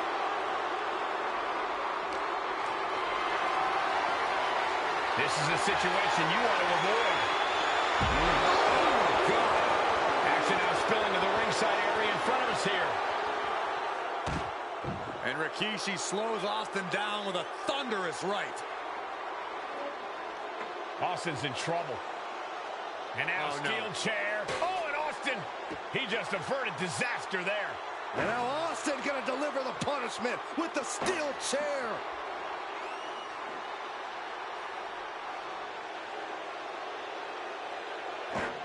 A relentless Texas rattlesnake beating the brakes off of Rikishi with a steel chair.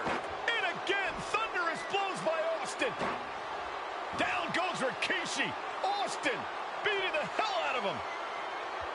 I know Austin has good reason to be doing all this, but he could be taking it too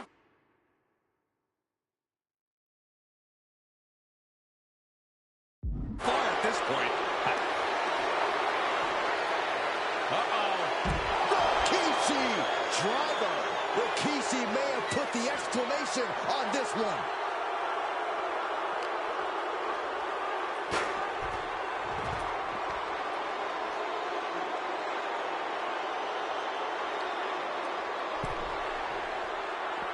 No count out as he takes things out of the ring. Disrespecting the competition. And he has an answer for Rikishi.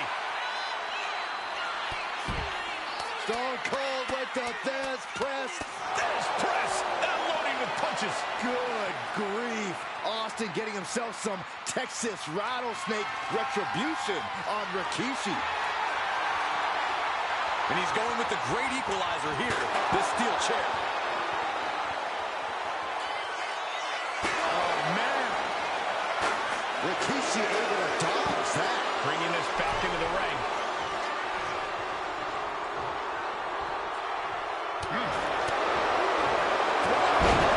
Vicious. Rikishi looking to finish the job from 10 months ago. Scooped up. Here it comes. Rikishi driver. It put Austin down. Unbelievable. Into the pinfall for the victory.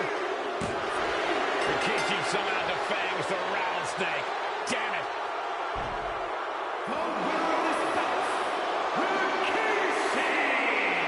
This is not what many of us expected to see. We wanted to see retribution, but Rikishi was too much of a monster for Stone Cold tonight.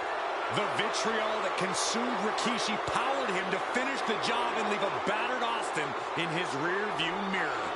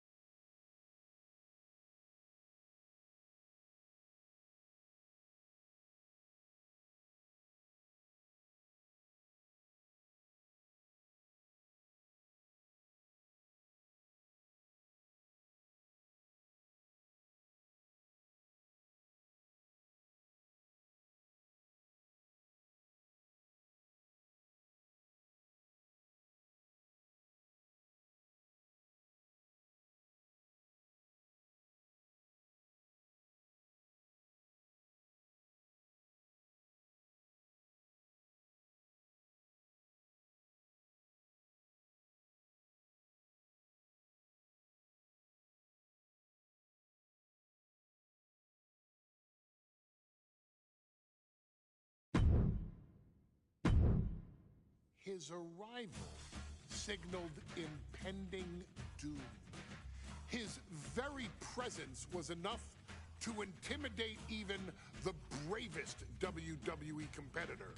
His name itself simply meant the end. And if you found yourself standing across the ring from Umaga, you were most certainly coming to the end of your own road. The younger brother of Rikishi, Umaga, was every bit the Samoan bulldozer that his nickname would suggest, mauling opponents with ease, relishing the chaos that he created. A menace to the entire roster, an unrepentant badass, Umaga tortured his prey with high-impact collisions before ultimately sealing their fate with his vaunted Samoan spike, a vicious move used today by Solo Sikoa. Inside the ring, man, he was just a complete monster. Anybody that stood in front of him, he was going to wreck him no matter what he had to do. He was just a crazy, wild Samoan. Outside of the ring, man, just a loving guy to be around. A fun uncle, always joking, always barbecuing at his house. I always looked up to him. He was just so cool. Perhaps an unheralded aspect of Umaga's game was his mastery of mental warfare. Umaga loved to present a wild, out-of-control savage, one who needed manager Armando Alejandro Estrada to handle all the details while he destroyed opponents. Umaga was the perfect definition of the word aura. A two-time Intercontinental Heavyweight Champion, Umaga established himself as one of the purest forms of dominance to ever set foot in a WWE ring. His intense clashes with Batista, the Heartbreak Kid Shawn Michaels, and Triple H, along with WWE Championship battles against John Cena, still live on in the memories of those who were fortunate enough to watch Umaga perform. And Umaga will live in immortality through every member of this family, whether it's with a huge Samoan drop, a running bulldozer into the corner, a Samoan spike, or even a war cry in the middle of battle. Umaga is forever. I wish he was here. I know he's watching from above. So you, our beloved Us in training, are asked one simple thing here in the WWE 2K25 showcase: to defeat John Cena. You've done that in this mode before, right? Simple. It was at New Year's Revolution in 2007 that Umaga and John Cena first collided for the WWE title. Umaga appeared to be too much for Cena in the minds of many pundits. Undefeated in WWE some 9 months after his debut, and things were going very well for Umaga. Until they weren't. Umaga would see his undefeated streak end by, of all things, a damn roll-up after rushing directly into the outstretched shoes of John Cena. 1 second of luck allowed John Cena to escape the inevitable, and now it's on you to fix it. Head into that ring. Showcase Umaga's cruel brutality and get Umaga the WWE Heavyweight Championship victory that he should have gotten in the first place. I assure you, my dear friend, Armando Alejandro Estrada will make sure nothing else goes wrong if you take care of business inside the ring.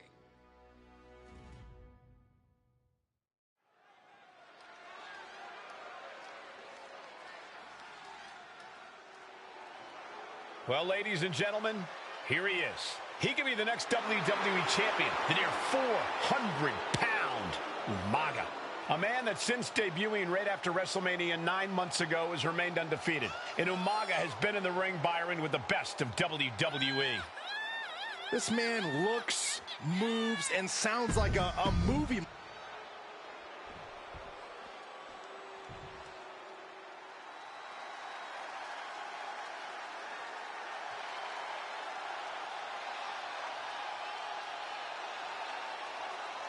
A phenomenal ovation in this arena because the champ is here. John Cena has a gigantic challenge awaiting him in the ring, but Cena doesn't have a reverse gear. Absolutely not. The champ only goes one way, and that's straight at you.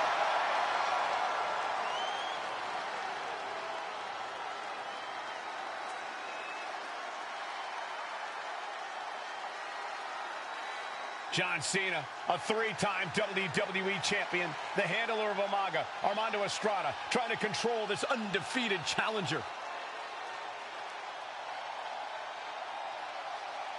Once the bell rings, these two are going to go at each other full force.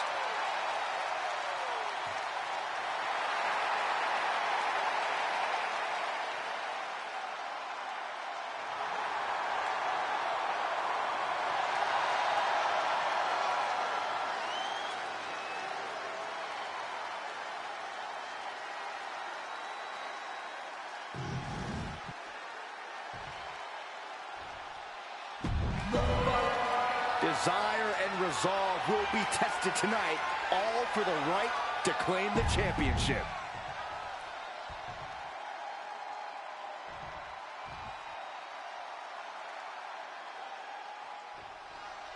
Here we go with the WWE Championship.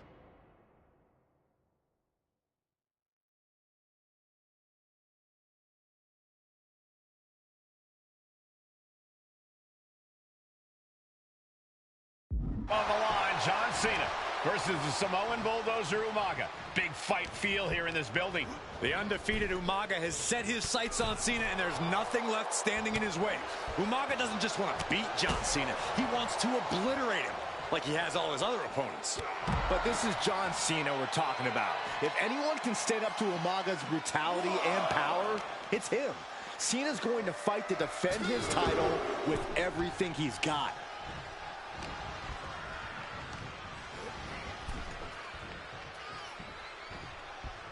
Draped across the top rope. Whoa! Clubbing forearm. Such a unique situation for the champion John Cena tonight. This could be the first time in Cena's career that he comes in as an underdog champion. That's a credit to the challenger. Anybody would be an underdog against a man that's undefeated. From the apron. All the way to the outside. Oof. Oh, man, a little extra luster behind that kick. That's using your head. This battle's found its way right to our doorstep.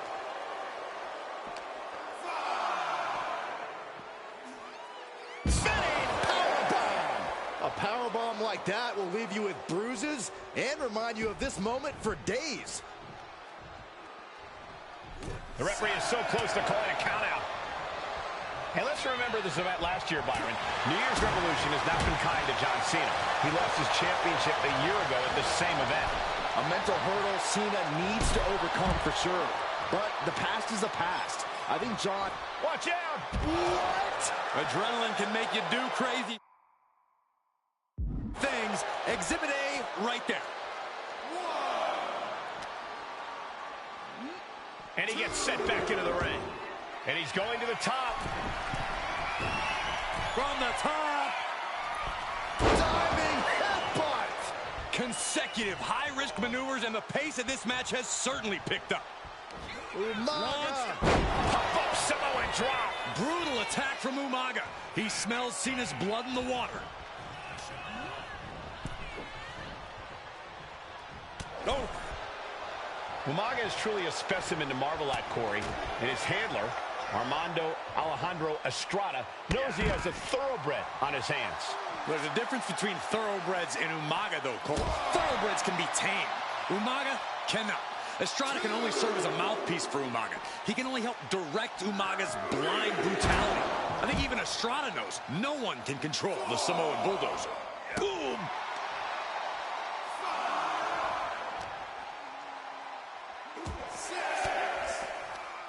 Swinging the elbow to halt the offense. And now heading back inside the ring. He doesn't have much time to get back in the ring. And he said it for years. You want some? Come get some. Headed out of the ring, but the count is looming.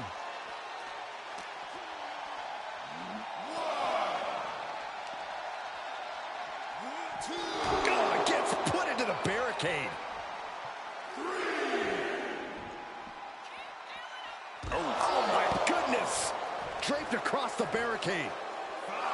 Cena tonight attempting to do something no one else has been able to do.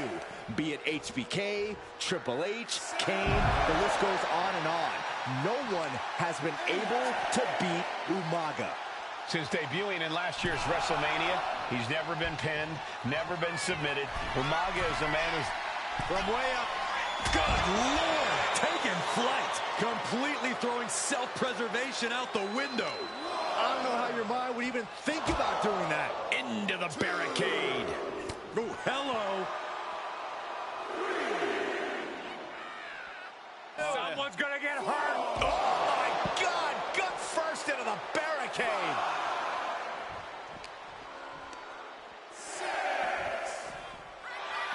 And don't expect much of a wrestling match in this one. Expect more of a brawl. This is not going to look pretty. It's going to get ugly. This is two trains on a track to a head-on collision. Toe to toe, it's going to be bad, it's going to be bloody, and it will come down to who wants it more. This one's heading to the outside. Oh, heavy contact into the steel steps. And you just see Cena's legs bend awkwardly off the steel steps. Umaga really pinpointed a target with that attack. I don't know if it was strategic on the part of Umaga or just a result of his rampage, but either way, taking out Cena's foundation. This'll do it. Umaga! Samoan spike! We might see a new champion crowned.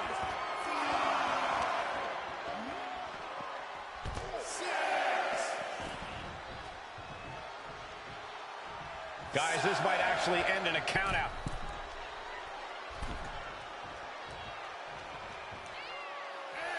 And he's leaving the ring for the moment.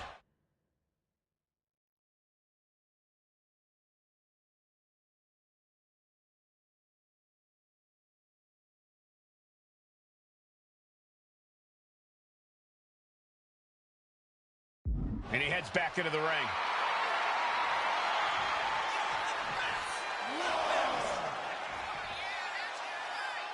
The wild man Umaga only getting more intense here. Clothesline. Good Lord. So effective. A rare position for Cena in this fight. We can't often say that John's overpowered in a matchup, but this 360-plus pound Samoan Bulldozer is more than a formidable opponent. Listen, sometimes when there's a fight, you're not always going to be the biggest. You're not always going to be the strongest. And even if that is the case for Cena tonight, John Cena has never met a fight he didn't like. Cena will try to gain strength from this capacity crowd in Kansas City, but not even that may be enough to stop a rampaging Umaga. A completely relentless attack from Umaga. Umaga is simply overpowering John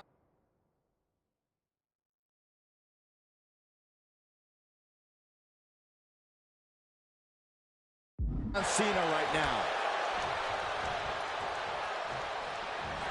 This'll do it. Umaga. Oh, Samoan spike. Could that be enough to gain the title? Umaga.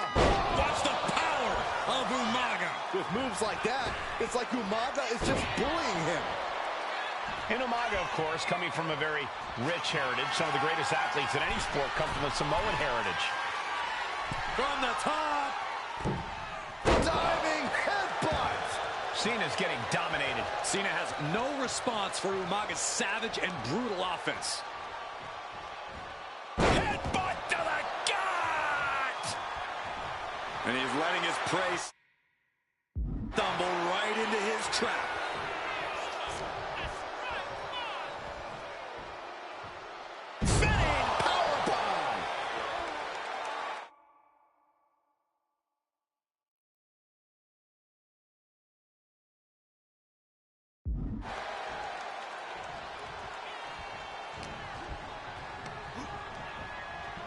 the corner now. And Cena flattened in the corner. Umaga's just overpowering him. Look at the strength. Into the corner, just setting Cena up. You have to start to ask yourself, is the end of John Cena near? I think so. Look out! What a headbutt. No one has been able to stop Umaga. No one.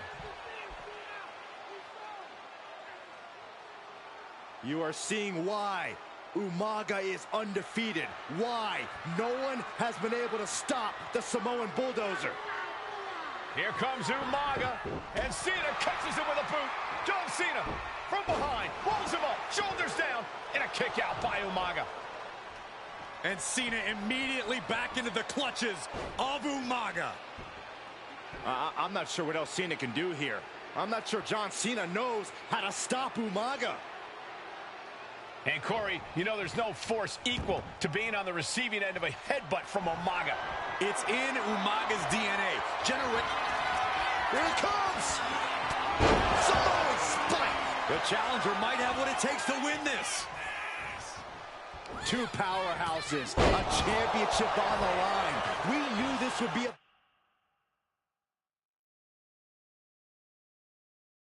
battle.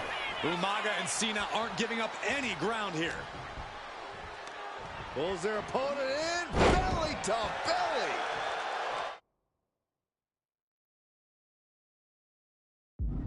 Sometimes I look at Umaga and it just scares me. I think he forgets that he's even in a championship match.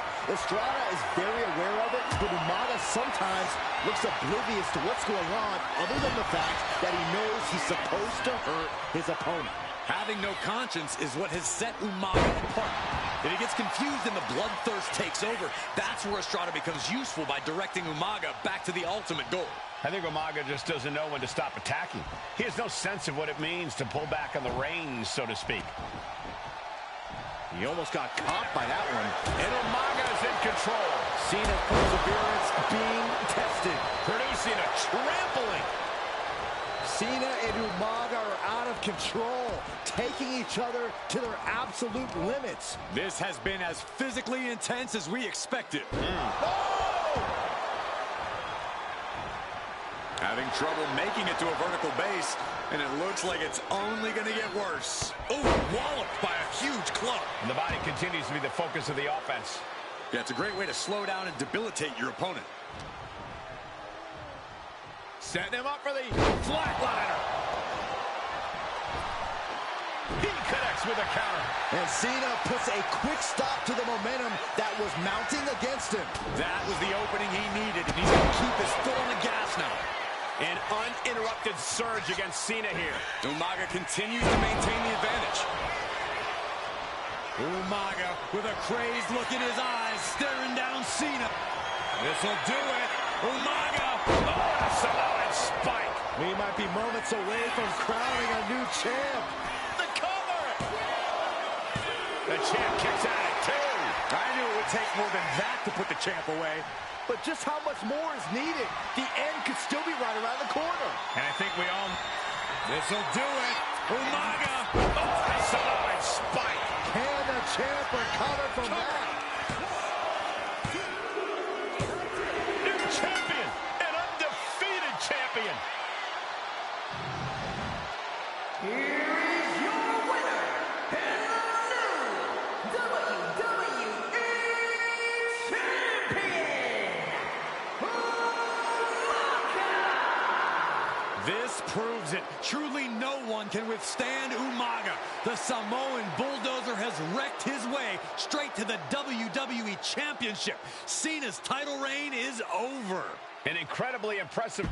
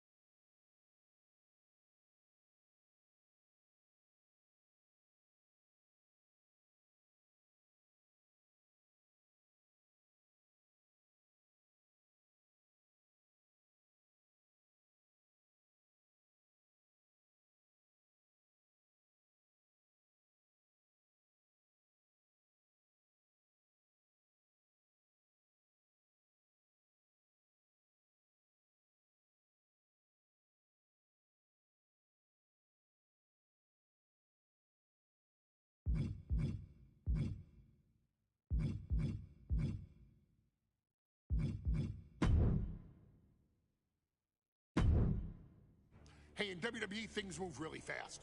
If you aren't present in the moment, it can feel like a year goes by in only 2 or 3 minutes. That's why you always have to make time to make sure that you check. Hold on. Did I just hear myself say 3 minutes? Stop. Can you believe I'm actually doing Eric Bischoff's shtick? In the early 2000s, few words sent a shudder through the roster like the words 3 minutes, summoning the fearsome duo of Rosie and Jamal, collectively known as the 3-minute warning. Initially hired by the aforementioned Raw General Manager Eric Bischoff to interrupt anything he didn't find to be entertaining. You're just not entertaining me. 3 minutes are just about up. The two instantly made their mark in WWE with their complete and total decimation of anyone that was targeted. Their formula was really simple. 2 bruisers with surprising quickness who took pleasure in throwing opponents all around the ring with reckless abandon. And the trail of bodies left in their wake remains a testament to their devastation. Rosie, older brother of your tribal chief, Roman Reigns, and Jamal, who would in time develop his skills further and take the name of Umaga, were about instant gratification. They treated matches like a race, seeing how much damage they could fit into the shortest time possible. The 3-minute warning with my brother and my cousin, it was just one of the coolest gimmicks of all time to me. It was catchy, you know what I mean? Like, you kind of knew what was happening. And I feel like we all remember when the 3-minute warning hit for the first time. You know, the whole Den TV area just lit up. Every match was a train wreck, as the two would use their size to overwhelm most opponents, coupling that with incredible tag team maneuvers to increase the carnage to its maximum levels. That approach, maximizing damage while minimizing time, was a 3-minute warning signature.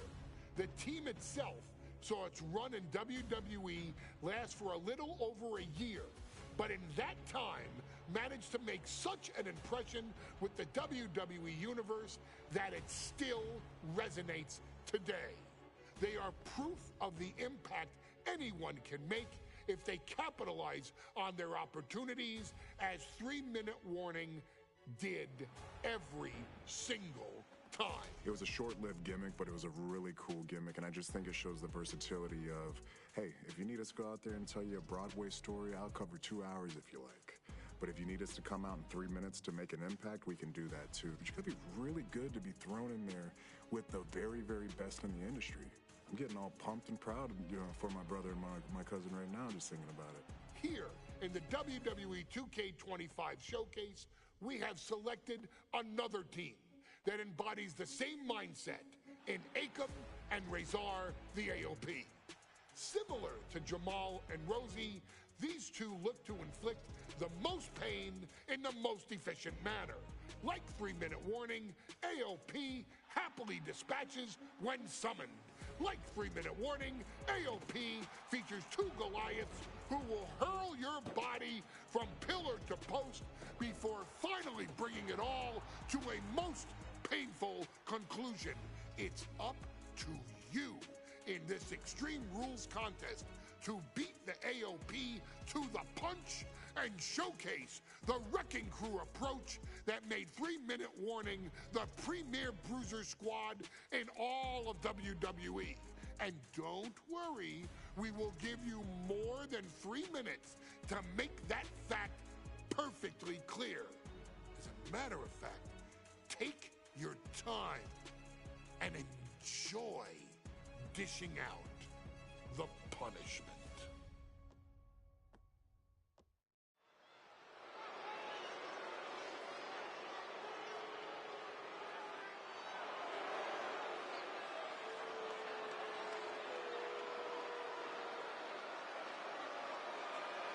AOP is here, ready to wreak havoc. And they want to prove 3-minute warning has nothing on them. Two roughneck teams ready to use this Extreme Rules stipulation to the fullest.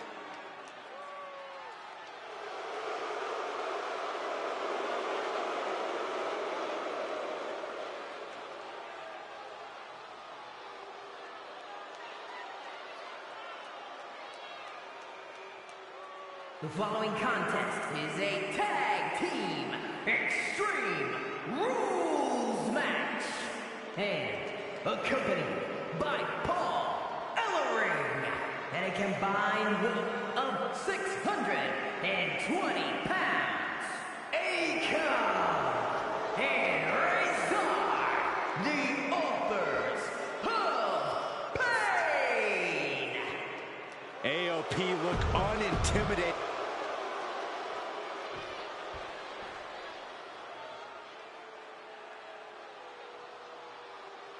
And guys, the authors of pain now have 3 minutes. And a combined weight of 770 pounds.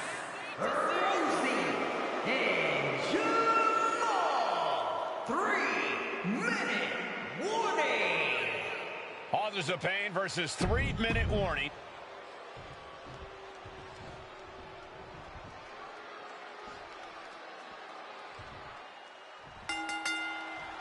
We got 3-minute warning and the Authors of Pain clashing tonight in what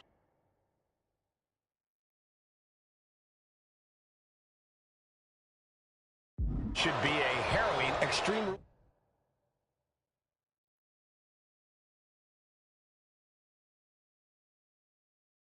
Rules match. Considering the teams involved here, it comes as no surprise that we have medical teams standing by backstage. Yeah, these are two of the most merciless and physical teams we've ever seen. Lasting bodily harm isn't just highly probable in this match, it's essentially guaranteed. Well, I, for one, can't wait to see what these teams do with the rules thrown out the window. They're free to be as creative as they want in their pursuit of absolutely annihilating one another. AOP and 3-minute warning both love to bring the pain to their opponents. But I'm not sure AOP's ready for the pure chaos that is 3-minute warning. That ability to be totally unpredictable could play in... Attempting an early cover here. He kicks out before two. I don't know if I would have gone for a pin so soon. Oh, he saw it coming. Man, Rosie and Jamal, Akon and Razor representing the biggest, most imposing teams WWE has ever seen. Both teams don't care what the motive is, don't care who the target is. Their goal always...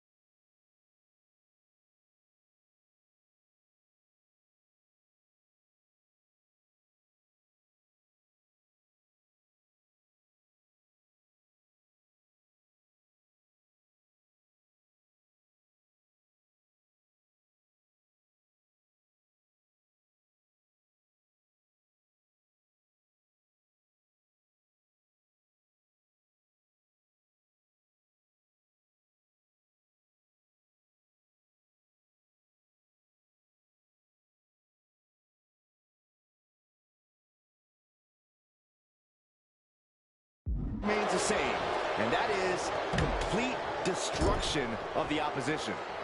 We call them equal opportunity ass kickers. The first few rows should take a couple steps back because no one is safe when you're in the vicinity of these teams. Oh, and his aggression, just pure brutality. Oh, easy. Prime example of working smart from the top. Man, just squeezing the air out of him. Ow! Calculating the next move here. Running power slam! Pay special attention to Rosie in this matchup. 6'5", 375 pounds. The man can run a 40-yard dash in 4.8 seconds. This guy is a pure athlete. Rosie played high school football with a legendary running back before playing college ball in Hawaii. Imagine being pancaked by the force Rosie brings. Rosie and Jamal survive Extreme Rules. Here are your winners, Rosie and Jamal. We got 3-minute warning, and the authors of pain clashing tonight in what should be a harrowing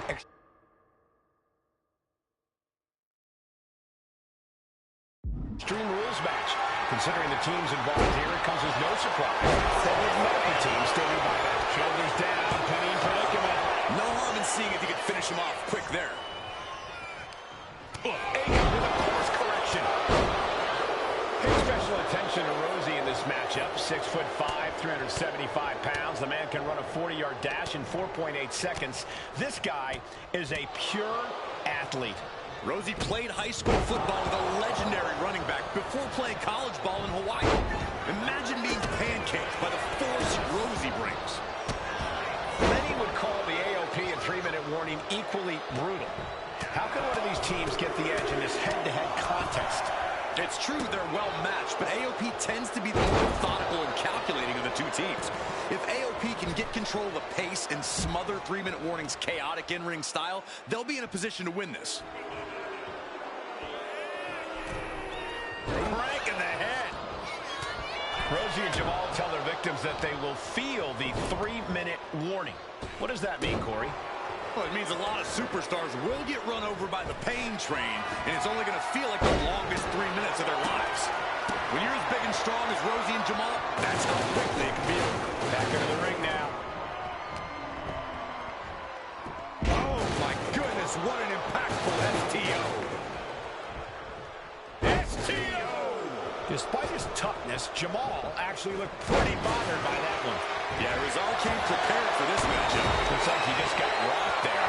He is feeling the effects of Extreme Rules, quickly suffering a good bit of pain. Into a sidewalk slam. Just look at the size of all these superstars. The ring had to be reinforced before this match. Over 1,300 combined pounds colliding. These men are so big and so thick, it's a challenge to wrap your arms around them. It's really just best to find weapons and whack away. Yeah, and there's plenty of weapons to choose from tonight. Gets out of the ring. What's going to happen now? He gets back into the ring, and he's absorbed some stiff offense already. Yeah, Rosie came prepared for this matchup. Tossing him aside. I honestly can't believe we just saw a human being tossed like that. Drops the hammer. Right on the lower back. Clothesline. Well, that'll leave a mark. Man, Rosie and Jamal, Aiken and Razor, representing the biggest, most imposing teams WWE has ever seen. Both teams don't care what the motive is, don't care who the target is. Their goal always remains the same, and that is complete destruction of the opposition. We call equal. Go for the cover here. Not so fast. Oh my gosh! Boom! Clothesline. Ooh! They are feeding off the WWE fans, now pinning the arm down, and that blow has him wavering. And this is a classic Extreme Rules game plan, trying to deal as much damage as possible. Watch for the hardcore style of 3-minute warning. Both of these men are from the hood, so to speak.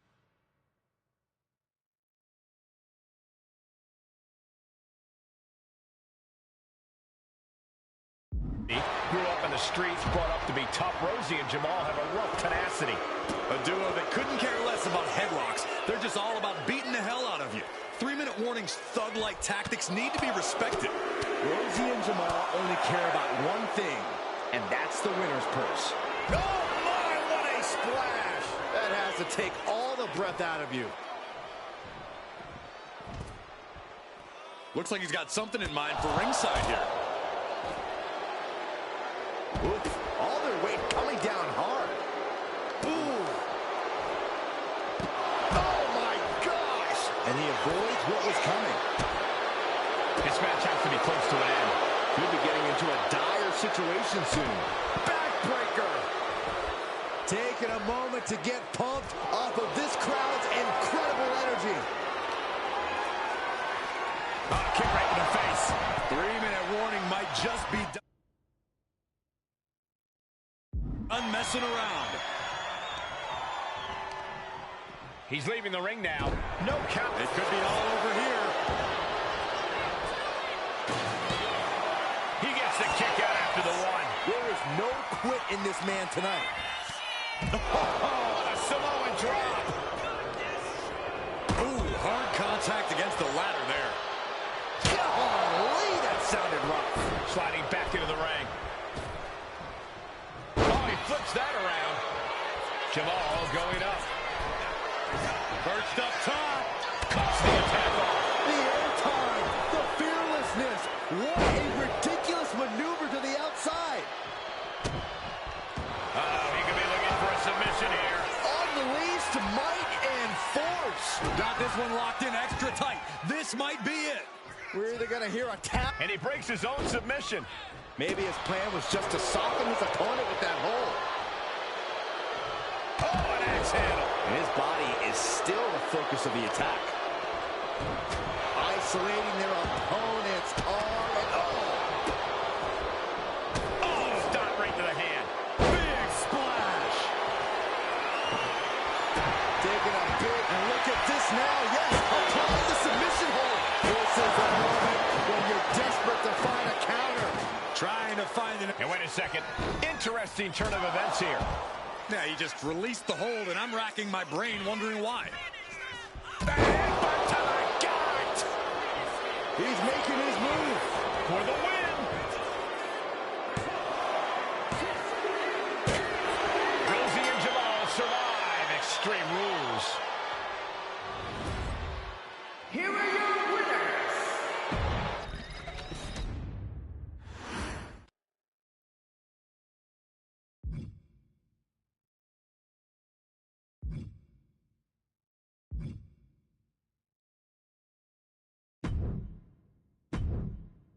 We've come to the part of the showcase where we get to talk about Tamina. Ever since walking in WWE, shoulder to shoulder with the Usos, Tamina's alliance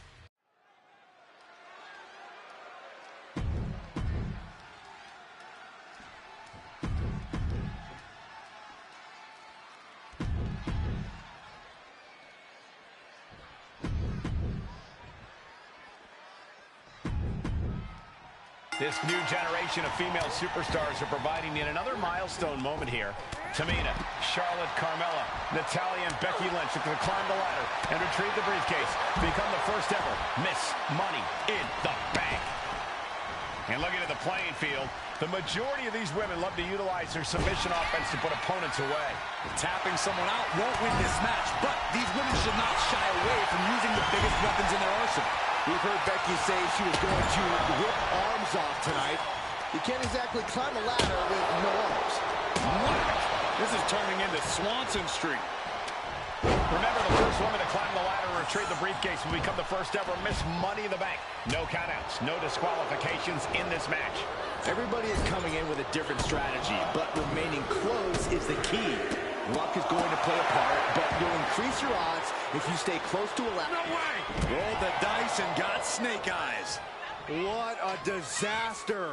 Missing completely on a very reckless move. 3 second-generation superstars competing in this match.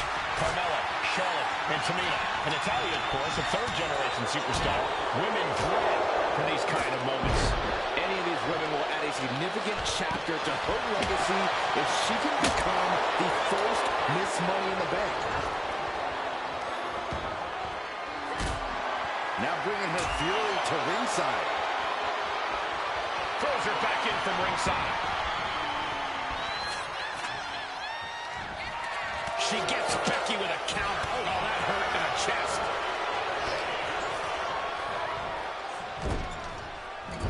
Uh-oh.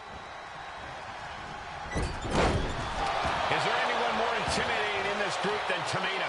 I've said it before. It could be a coming-out party for Tamina. This is her time to live up to her family's legacy. If Tamina wins the contract, it guarantees her first title opportunity in about 2 years. More than an opportunity, it pretty much guarantees Tamina will become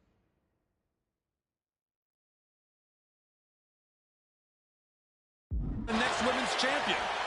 Tamina landing heavy offense on Charlotte. Charlotte thought tonight would be an ascension to her throne. Tamina's here to ruin that dream. Power slam! She's getting fired up, ready to show her opponent what she's got. She's had a lot thrown her way already. Oof! Lands an elbow. A contract that can change lives hanging above the ring. Probably the most profitable opportunity.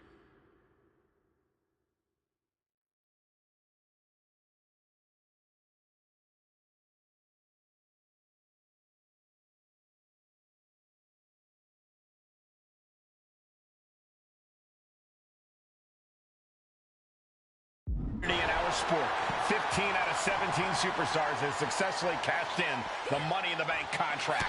A surprise cash-in has only failed once, and the other failed cash-in was alerted to a week in advance.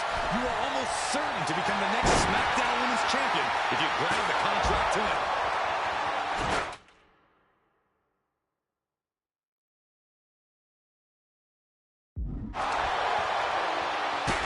And Natalya dodges there. A heinous attack to the knee. You have to admit, that was a smart bit of offense, cutting their opponent down to size like that. A quick reversal from her. Or a pump handle. Pump handle coming. Pump handle suplex. And the boat struggling a bit to stay afloat there. That unfolded just as Charlotte planned, showing she's not incoming. Oh, went for it all, but gets nothing. No safe haven in this match. These rivals can be your best friend or your worst enemy. There's no allies in this match. It's everyone for herself. There is no room for friends when history is being made. Not when you can go down in the record books as the first Miss Money in the Bank.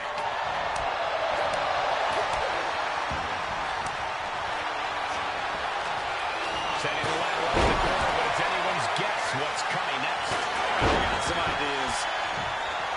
Oh, kendo stick right to the head. And she's only taking more damage at this stage.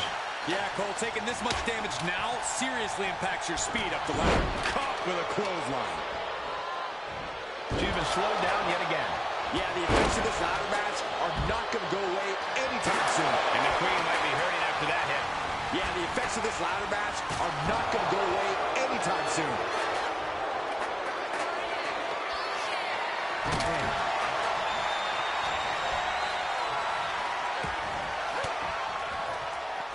Fought off with an elbow. Big forearm. With the counter. Manages to slip out of the way. Look at this. Vicious backbreaker. And it looks like they have no problem bending the rules there. And now we're getting an up-close and personal view of this fight. Money in the Bank briefcase still hanging high. This is what it's all about. The opportunity of a lifetime. What are you willing to do? How much can you sacrifice to be the first Miss Money in the Bank? I don't have you walking funny. Look at this. Boom. Nice.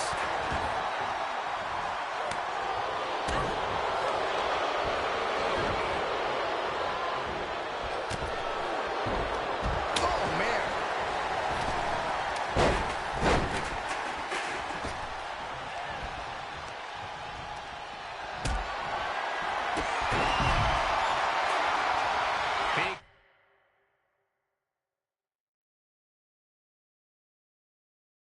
Carried around now.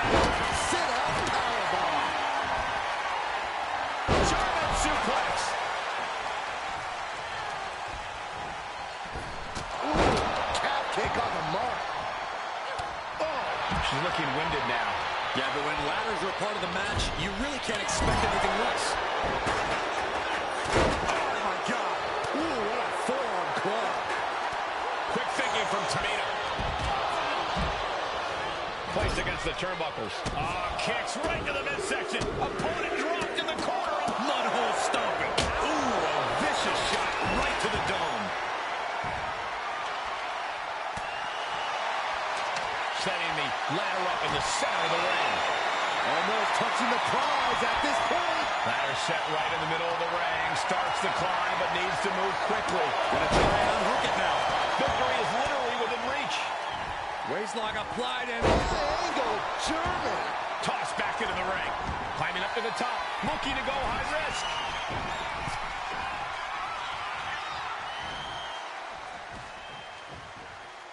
Nice reversal by Charlotte Flair. Charlotte driving Tamina, and both tumble to the floor. Both women crashing down hard. The Queen, Charlotte Flair, the first to her feet, surveying the situation. Oh, my. Tamina into the steps. Well, you are seeing a heightened level of aggression, heightened level of intensity from all these competitors because of the stakes involved. Guys, where's Charlotte going? Flair looking to up the ante now from the top. Oh, my goodness, taking out everybody. The Queen rising to the occasion. What you just saw is why we say Charlotte is genetically superior.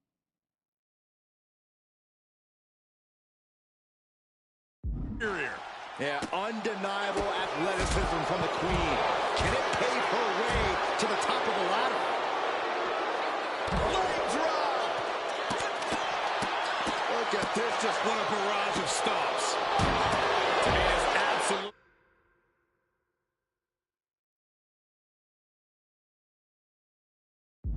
wrecking shop on Natalya, making sure the veteran won't have the strength to climb a ladder at all.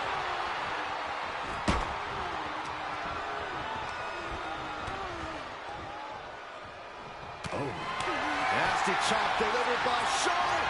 Natural selection.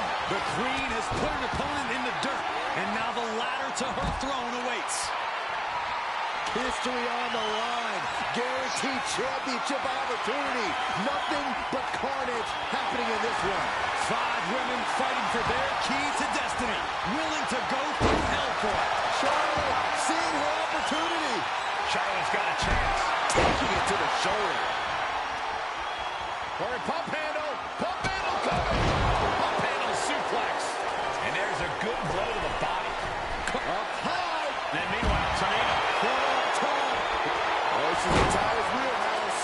The Hart family legacy lives on. Sharpshooter applied. A submission will win the match here. And the agony has no reason to end as we see her tapping out in pain.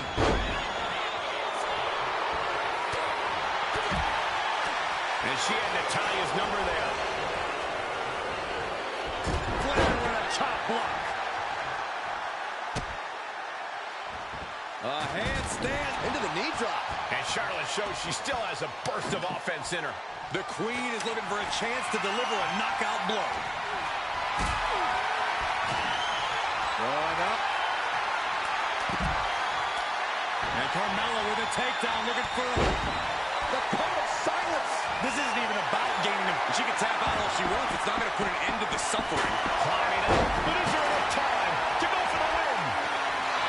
And listen to this place. And she's out of the ring. Remember, no countouts in this one. Headed up that ladder. Center of the ring. Reaching the very top of the ladder. I hope they absolutely insane. Crashing from the ladder like that could have shortened this match and quite possibly their career. Someone needs to check on. Becky Lynch looking for the disarmor. This could be it. And she's tapping, but it doesn't even matter. It can't save her here. Charlotte has the contract. The Queen is Miss Money in the Bank. Your winner of the Money in the Bank contract.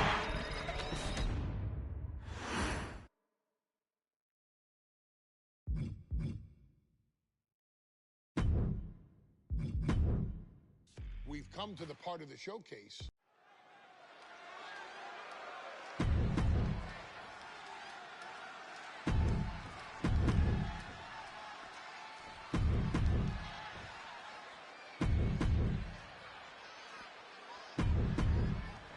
This new generation of female superstars are providing yet another milestone moment here.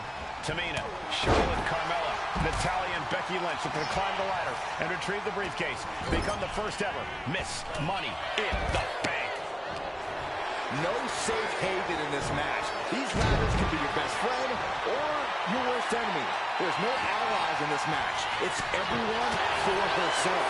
There is no room for friends when history is being made. Not when you can go down in the record books as the first Miss Money in the Bank. Such a dangerous setting for all these superstars. Ladders are everywhere. Each competitor is only limited by their imagination. Your head has to be on a constant swivel. Ladders will be used as weapons. Anything can happen to get that briefcase.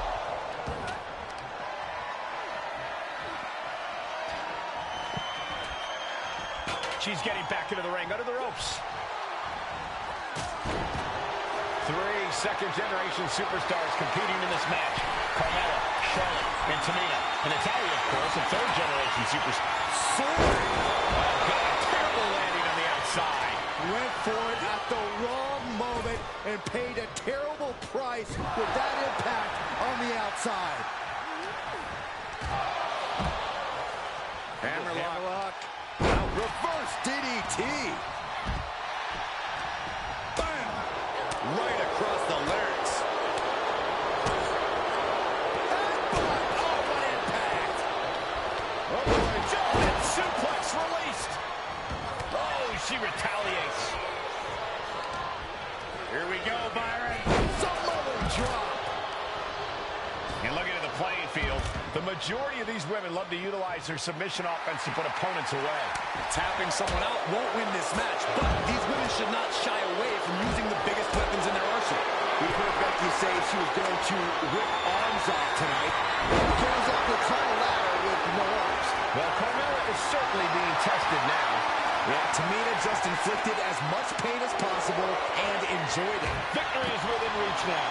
Slow and steady won't win the race in this situation. There's a crucifix. Nicely done. Oh, my God, a clothesline. The contract that can change lives hanging above the ring. Probably the most profitable opportunity in our sport. 15 out of 17 superstars have successfully cashed in the Money in the Bank contract. A surprise cash-in has only failed once, and the other failed cash-in was alerted to a week in advance. You are almost certain to become the next SmackDown Women's Champion if you grab the contract tonight. Carried in a jeopardizing position here. Uh-oh, trouble might be coming our way. Quick, Saxton, get under the table to protect yourself. Good idea. Up for the electric chair, down for the drop. And she denies Charlotte. Big clothesline. Is there anyone more intimidating in this group than Tamina? I've said it before. It could be a coming-out party for Tamina. This is her time to live up to her family's legacy. If Tamina wins the contract, it guarantees her first title opportunity in over 2 years. More than an opportunity, it pretty much guarantees Tamina will become the next women's champion. Now clearing the announce desk, this isn't going to end well. Charlotte clearly not thinking much of her opponent right here. And any one of those shots could take you out for good. Things are looking a little rocky for her. Yeah, Cole, taking this much damage now seriously impacts your speed up the ladder.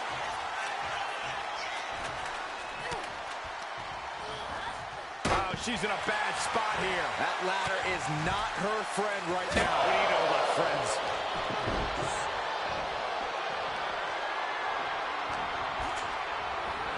Sent right into the corner. Oh, timely boot. There's a crucifix. Nicely done.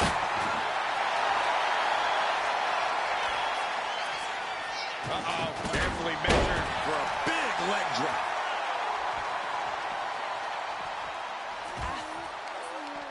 Tremendous. Uh-oh.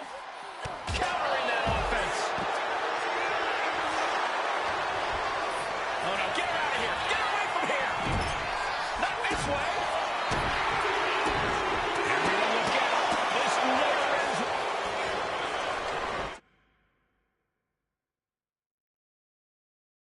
Taking things to another level now. Big time clothesline. Good grief. Taking a moment to get pumped off of this crowd's incredible energy. Oh, man, landed hard. And she's making her way to the top rope here. She's got to feel her opponent staring daggers at her here. And taking flight. And now positioning the ladder on the turnbuckles. That just made that corner even more dangerous territory.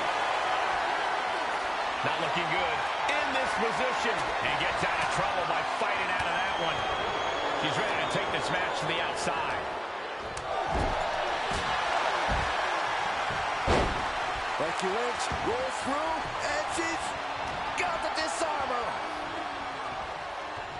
She's trapped in the submission. This won't call. That's one way out of the disarmer. She's starting to struggle here. And all of this pain and discomfort will make ascending the ladder very challenging.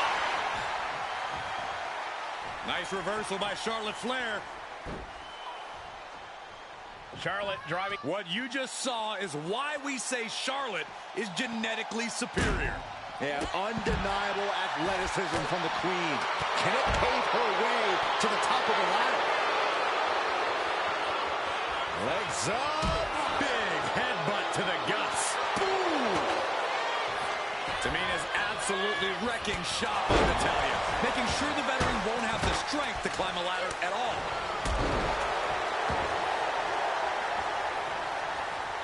Power slam. Good night.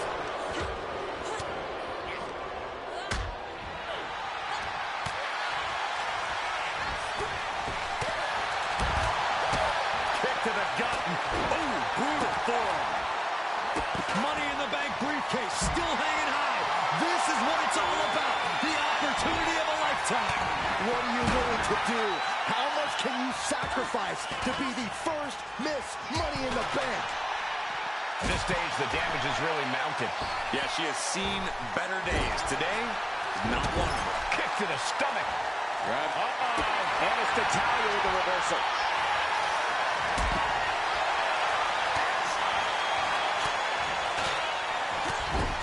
Oh, yeah. She is really getting fired up. Face first in the turnbuckle. This could be the beginning of the end. Uh-oh. Sharpshooter applied.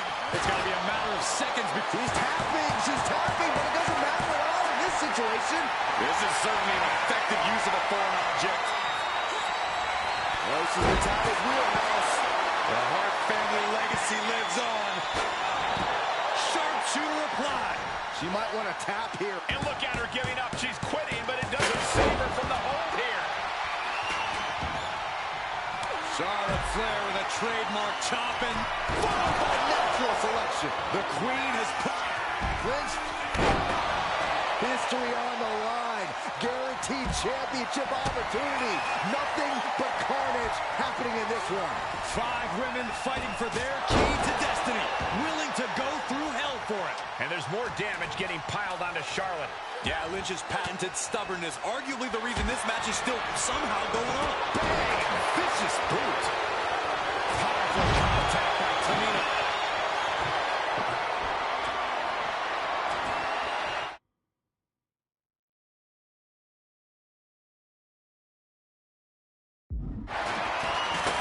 Setting up the ladder, center of the ring. Definitely the spot you want to put it. Off the ladder now. Let's see if this is right for the picking. Headed up that. This is dangerous. This is frightening. Oh, my God. Tamina wipes out an opponent, but can she seize the opportunity and grab the briefcase? Off the ladder now. Let's see if this is right for the picking. She's reaching for it. And it looks like that hook is causing a lot of problems up there. Getting your hands on the prize isn't enough. You got to yank this opportunity down.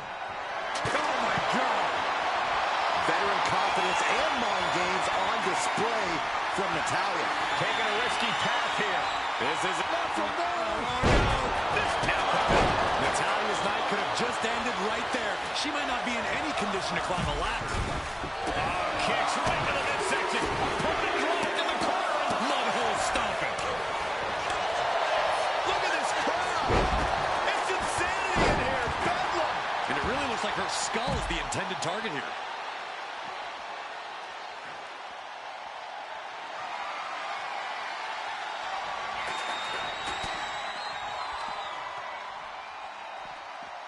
There's a Russian leg sweep.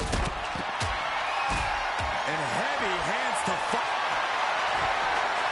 Lynch has got it. Her hold is on obtaining. She can tap out all she wants. It's not going to put an end to the suffering. She's got victory within reach. The entire... Carmella has the briefcase. Mella is Miss Money in the Bank. Your winner of the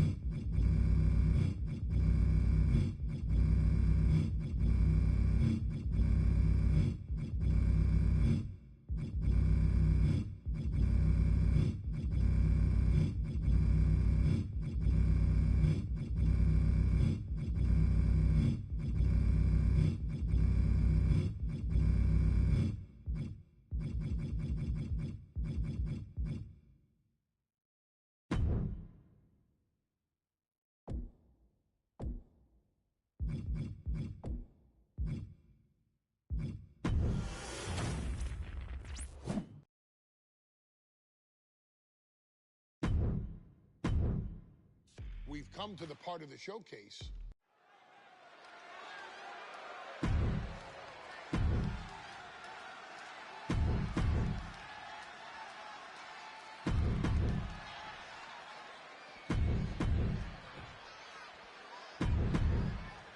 This new generation of female superstars are providing yet another milestone moment here.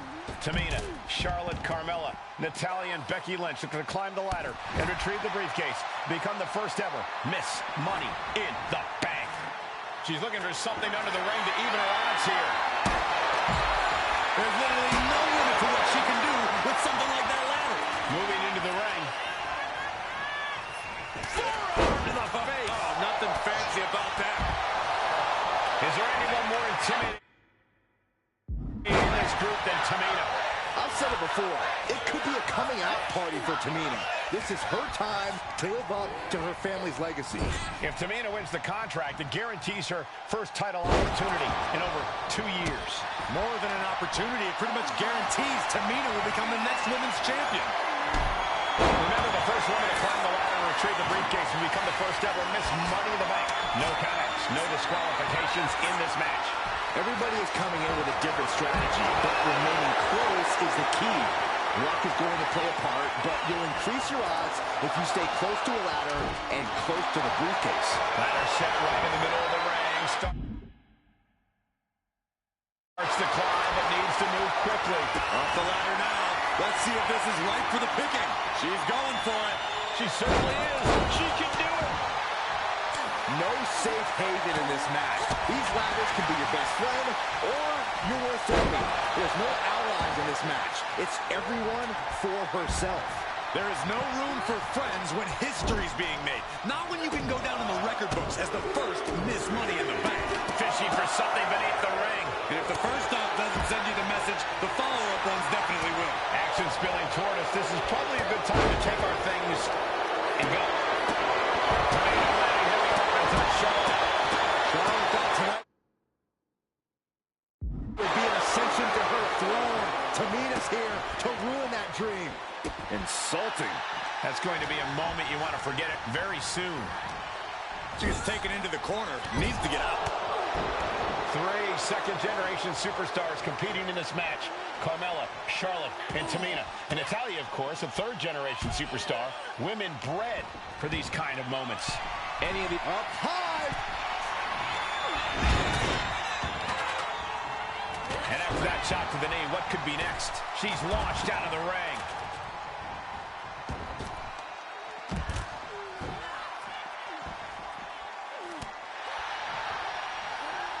Oh my gosh, going head on into the stairs. Ouch. Here we go, Byron. Samoa drop. I think she just really felt that one. Yeah, Charlotte was really showing off her unmatched skill.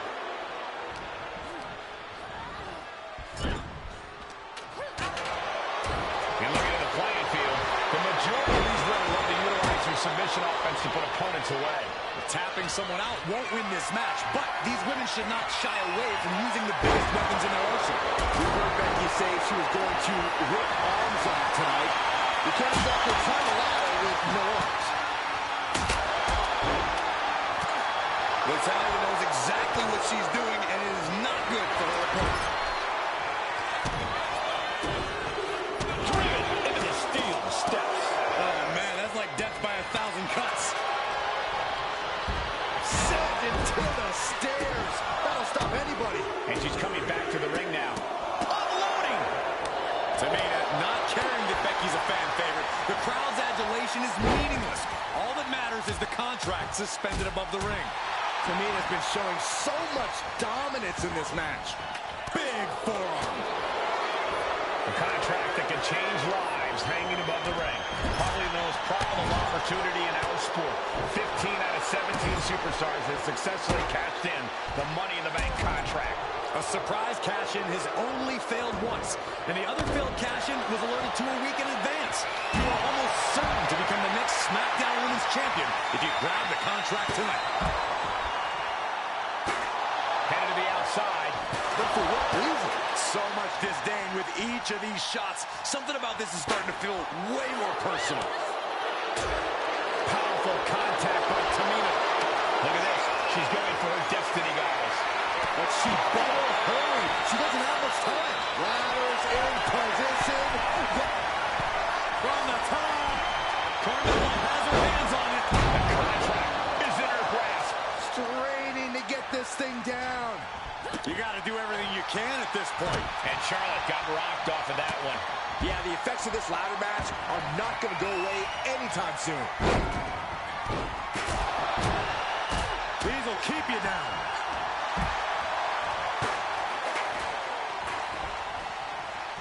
Oh, incredible sit-out mat slam. Sit-out slam. Oh, that was just malicious. Just disrespectful. The man connects. What you just saw is why we say Charlotte is genetically superior. Yeah, undeniable athleticism from the Queen. Can it pave her way to the top of the ladder? Saw what was coming and got out of dodge quick. And then back to Charlotte. Heading to ringside now.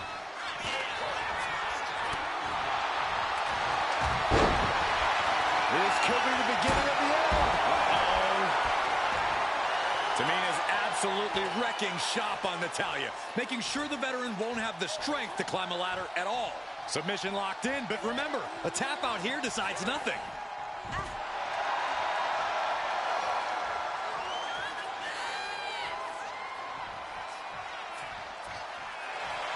Very unique escape to fight her way out of the sharpshooter. Manages to reverse it. Oh, yeah. She is really getting fired up. Back in the ring now.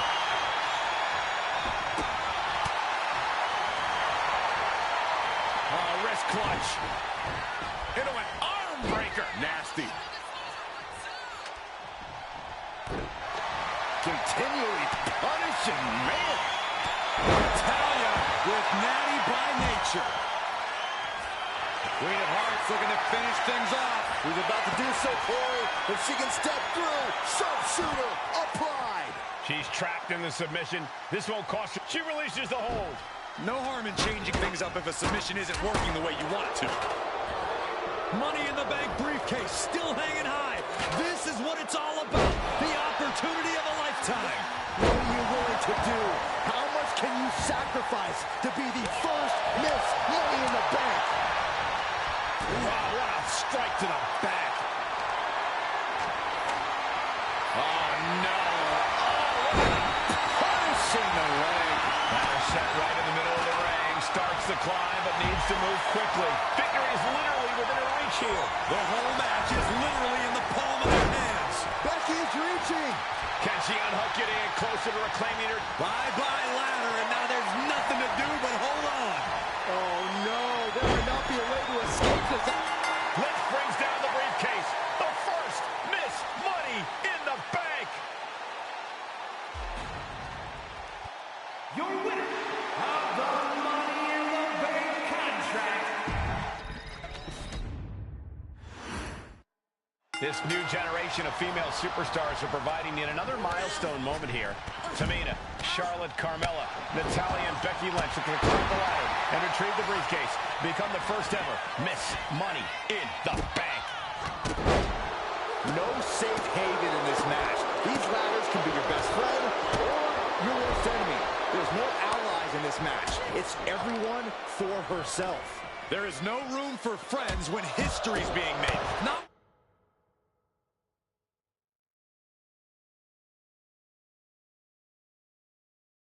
when you can go down in the record books as the first Miss Money in the Bank.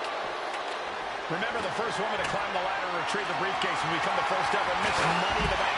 No counts, no disqualifications in this match. Everybody is coming in with a different strategy, but remaining close is the key. Luck is going to play a part, but you'll increase your odds if you stay close to a ladder and close to the briefcase. Oh, man, what a hit. Oh, man. Sharp clothesline. Is there anyone more intimidating in this group than Tamina? I've said it before, it could be a coming out party for Tamina. This is her time to live up to her family's legacy. If Tamina wins the contract, it guarantees her first title opportunity in over 2 years. More than an opportunity, it pretty much guarantees Tamina will become the next women's champion. Climbing up, but is there enough time to go for the win? She's in place. Can she end this here? I assure you, this is even harder than it looks. Trying not to fumble around too much here. That intimidation factor, Charlotte getting a big challenge there. My beautiful Carmella looking to push the advantage after that. Tamina not caring that Becky's a fan favorite. The crowd's adulation is meaningless. All that matters is the contract suspended above the ring. Tamina's been showing so much dominance in this match. 3 second-generation superstars competing in this match. Carmella, Charlotte, and Tamina. And Natalya, of course, a third-generation superstar. Women grow for these kind of moments. Any of these women will add a significant chapter to her legacy if she can become the first Miss Money in the Bank. Under the ropes and back into the ring. What you just saw is why we say Charlotte is genetically superior. Yeah, undeniable athleticism from the Queen. Can it pave her way to the top of the ladder? And now this conflict has found its way right by our announce table. In another minute, the chaos could be right on top of us. Oh, my goodness. You can feel the resentment building with each stop there. Tamina's absolutely wrecking shot on Natalya, making sure the veteran won't have the strength to climb the ladder at all. What a display of strength here. The equilibrium all out of whack. Definitely not something you want to deal with at a time like this.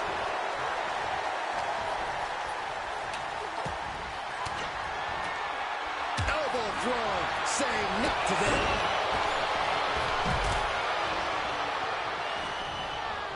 She's choosing to leave the ring now.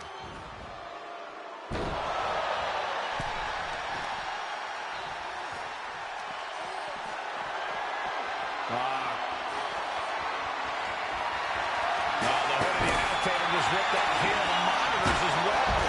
Some bad intentions here, guys. Oh, what a smash. That is just insulting. Taking this thing out onto the floor now. Real speed with the ladder.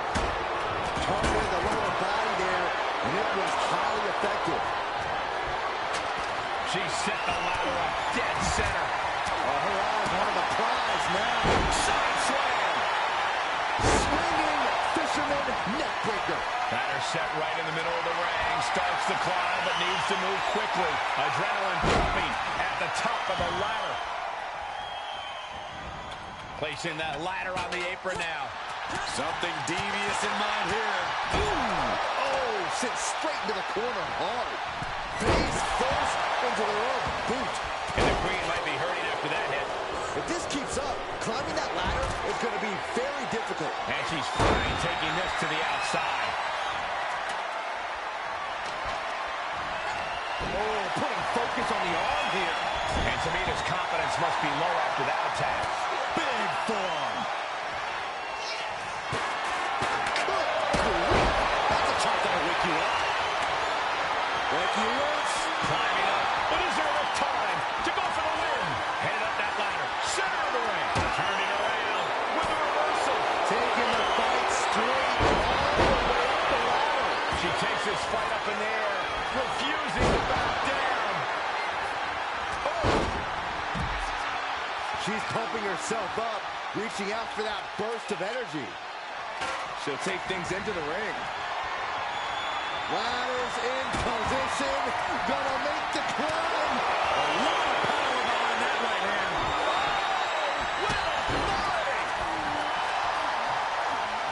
Reaching for the prize. The crowd is going absolutely crazy right now. They know this could be it.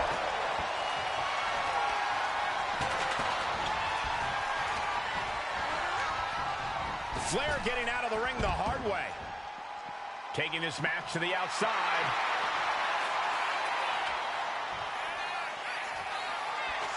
Getting that ladder in position. Right in the middle of the ring. Off the ladder now. From the top. He's got it in her hands. Can she end the deal? Looks like scaling the ladder was the easy part of the job. Unhooking the prize is the big challenge. She's got her on the ladder. He has got something devious planned here.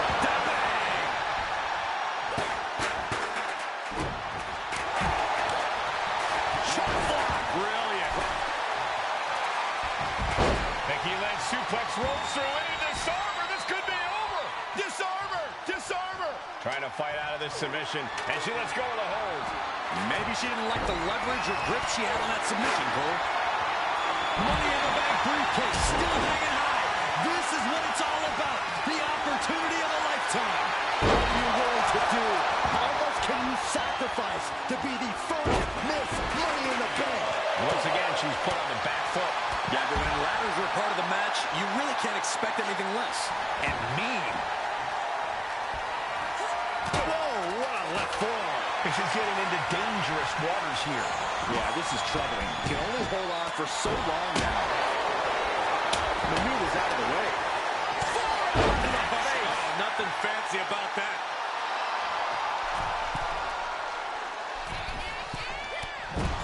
Ooh, great agility on display.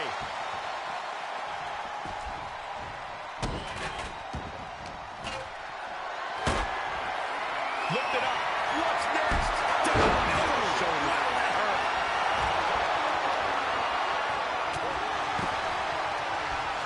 She turns that attack away. Crashing onto that ladder. Dangerous position to be in here. Knife edge chop. Toss. Oh, what a kick. Becky holds her off. Setting her up for something here. The boat, Natalya, doing what she does best. Sharpshooter. Very unique escape to fight her way out of the sharpshooter. And here's Becky Lynch. Oh, there it is to disarm her. Using the submission to weaken the opponent. Smart strategy. And look at her giving up. She's quitting, but it doesn't save her from the hold here. Carmella with a super kick. Carmella's eyes are growing wider now. Is this her chance to climb the ladder and become Ms. Money in the Bank? Look at that insult to injury with that one. Headed up that ladder. Center of the ring. Ladder set right in the middle of the ring. Starts to climb, but needs to move quickly. Forearm, it's a long way down. Up on the ladder and throwing hands. This could end badly. So close to victory. Natalya trying to reach out for the contract. Well, the history books add a heart name once more. Falling into the table.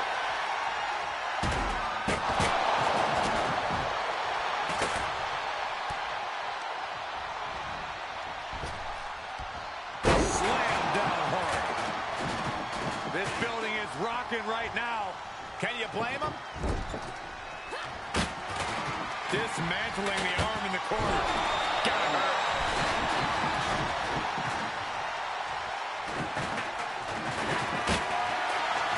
And she's positioning the ladder perfectly in the center of the ring there. Oh, look at Becky. Down she goes. There it is. Disarm her. Disarm her.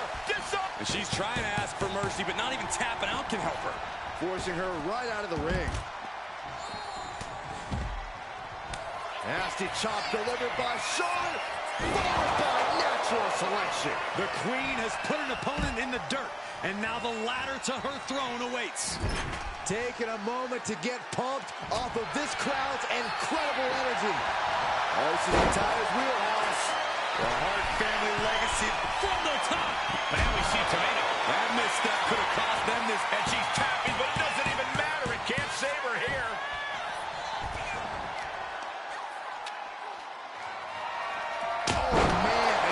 Shot to the head. That can't feel good. Oh, wicked kick to the lower back.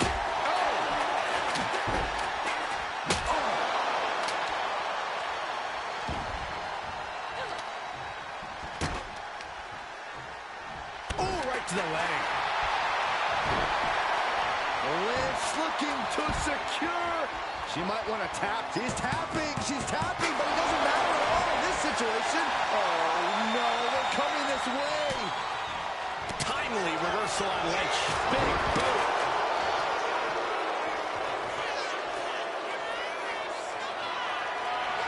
Putting up the ladder in the ring. Dropping the ladder.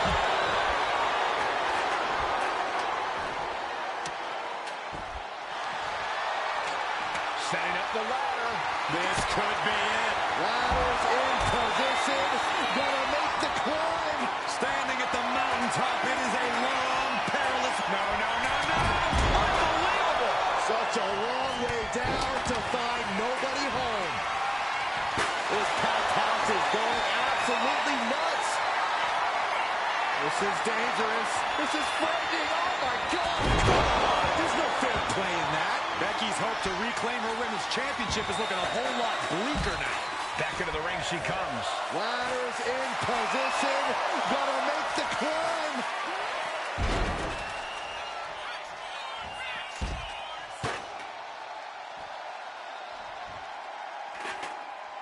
Bang!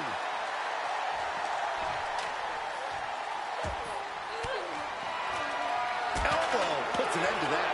Unloads with the boot. And she's positioning the ladder perfectly in the center of the ring there. There's a crucifix. Nicely done. Up the ladder now. Let's see if this is right for the picking. Climbing up. But is there enough time to go for the win? Oh, man. She's unloading on her opponent. What a vicious beating. But meanwhile, Charlotte, she's stretching. But can she get a break? All eyes are glued high above the ring. Lynch has a hold of the briefcase. Might be Becky. Lynch brings down the briefcase. The first Miss Money in the Bank.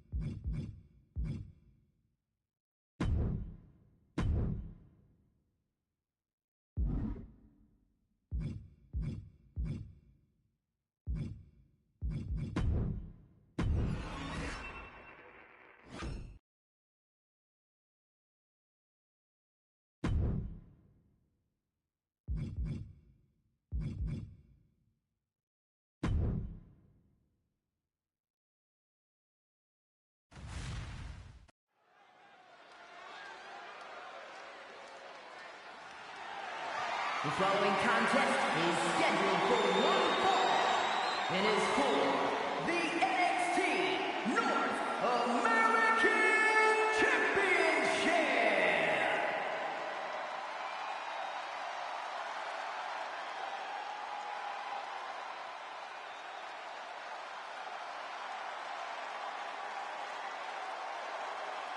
Here comes a true fighter, Eddie Thorpe.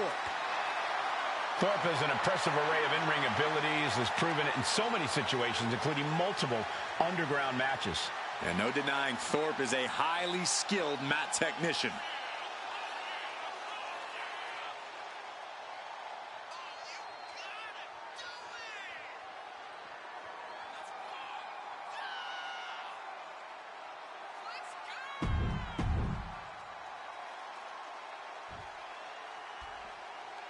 The WWE Universe just exploded!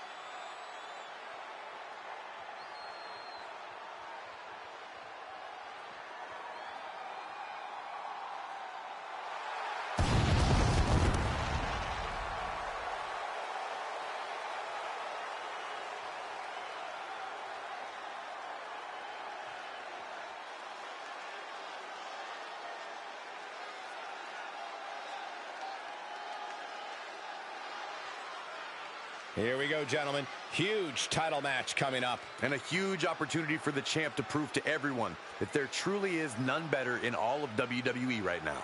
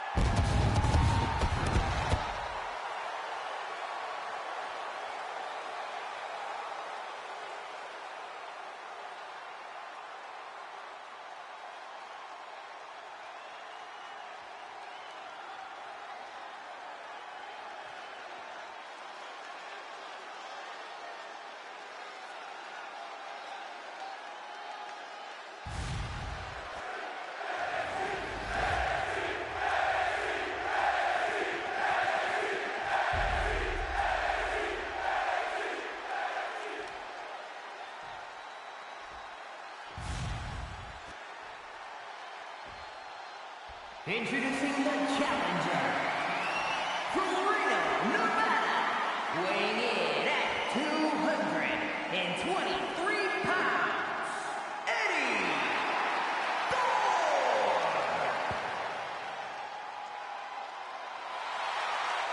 And his opponent from Brussels, Belgium, weighing in at 216 pounds, the NXT North American Champion, the Iceman, Gregory.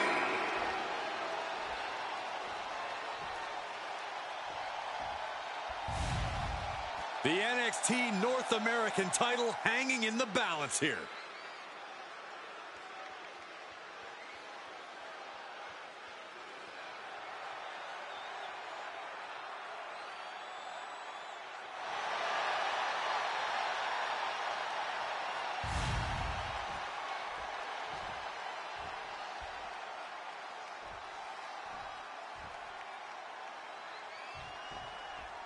The NXT North American title stole the show in its inaugural ladder match and has only become even more coveted in the years since its introduction. Well, it's easy to see why, Michael. NXT has some of the fiercest competitors in the world, and hey, the title looks pretty cool too.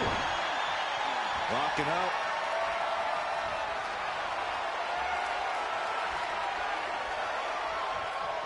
Shoving them away. And Tajiri finds its mark. Hooking their opponent's legs into the surfboard position and a leg breaker. It pulls off the reversal. Quick thinking that time. Scoop slam. Wait, no. Wow. Outrageous strength on display. And a bad landing. Measured elbow drop driven down. Slowly getting back up. And he is not going to like what's next. He's able to reverse it. Find some payback with their own reversal. Lifts their opponent up. And drop down face first. He's getting pumped. He's getting focused. And he's taking the WWE Universe. Lift off. Oh, took it high risk, but was off the mark. Legs caught. German suplex. Oh, stomping away. The challenger enduring the punishment. Yeah, but it shouldn't be enough to end things yet. Thorpe can't seem to get out of harm's way. Thorpe needs to be resourceful in this situation. Pop-up powerbomb. My goodness. I felt the vibration of that one from all the way over here. Oh, that could break an arm.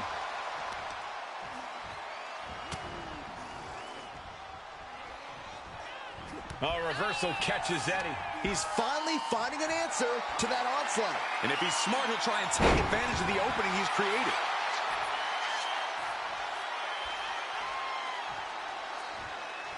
Going up to the turnbuckle here.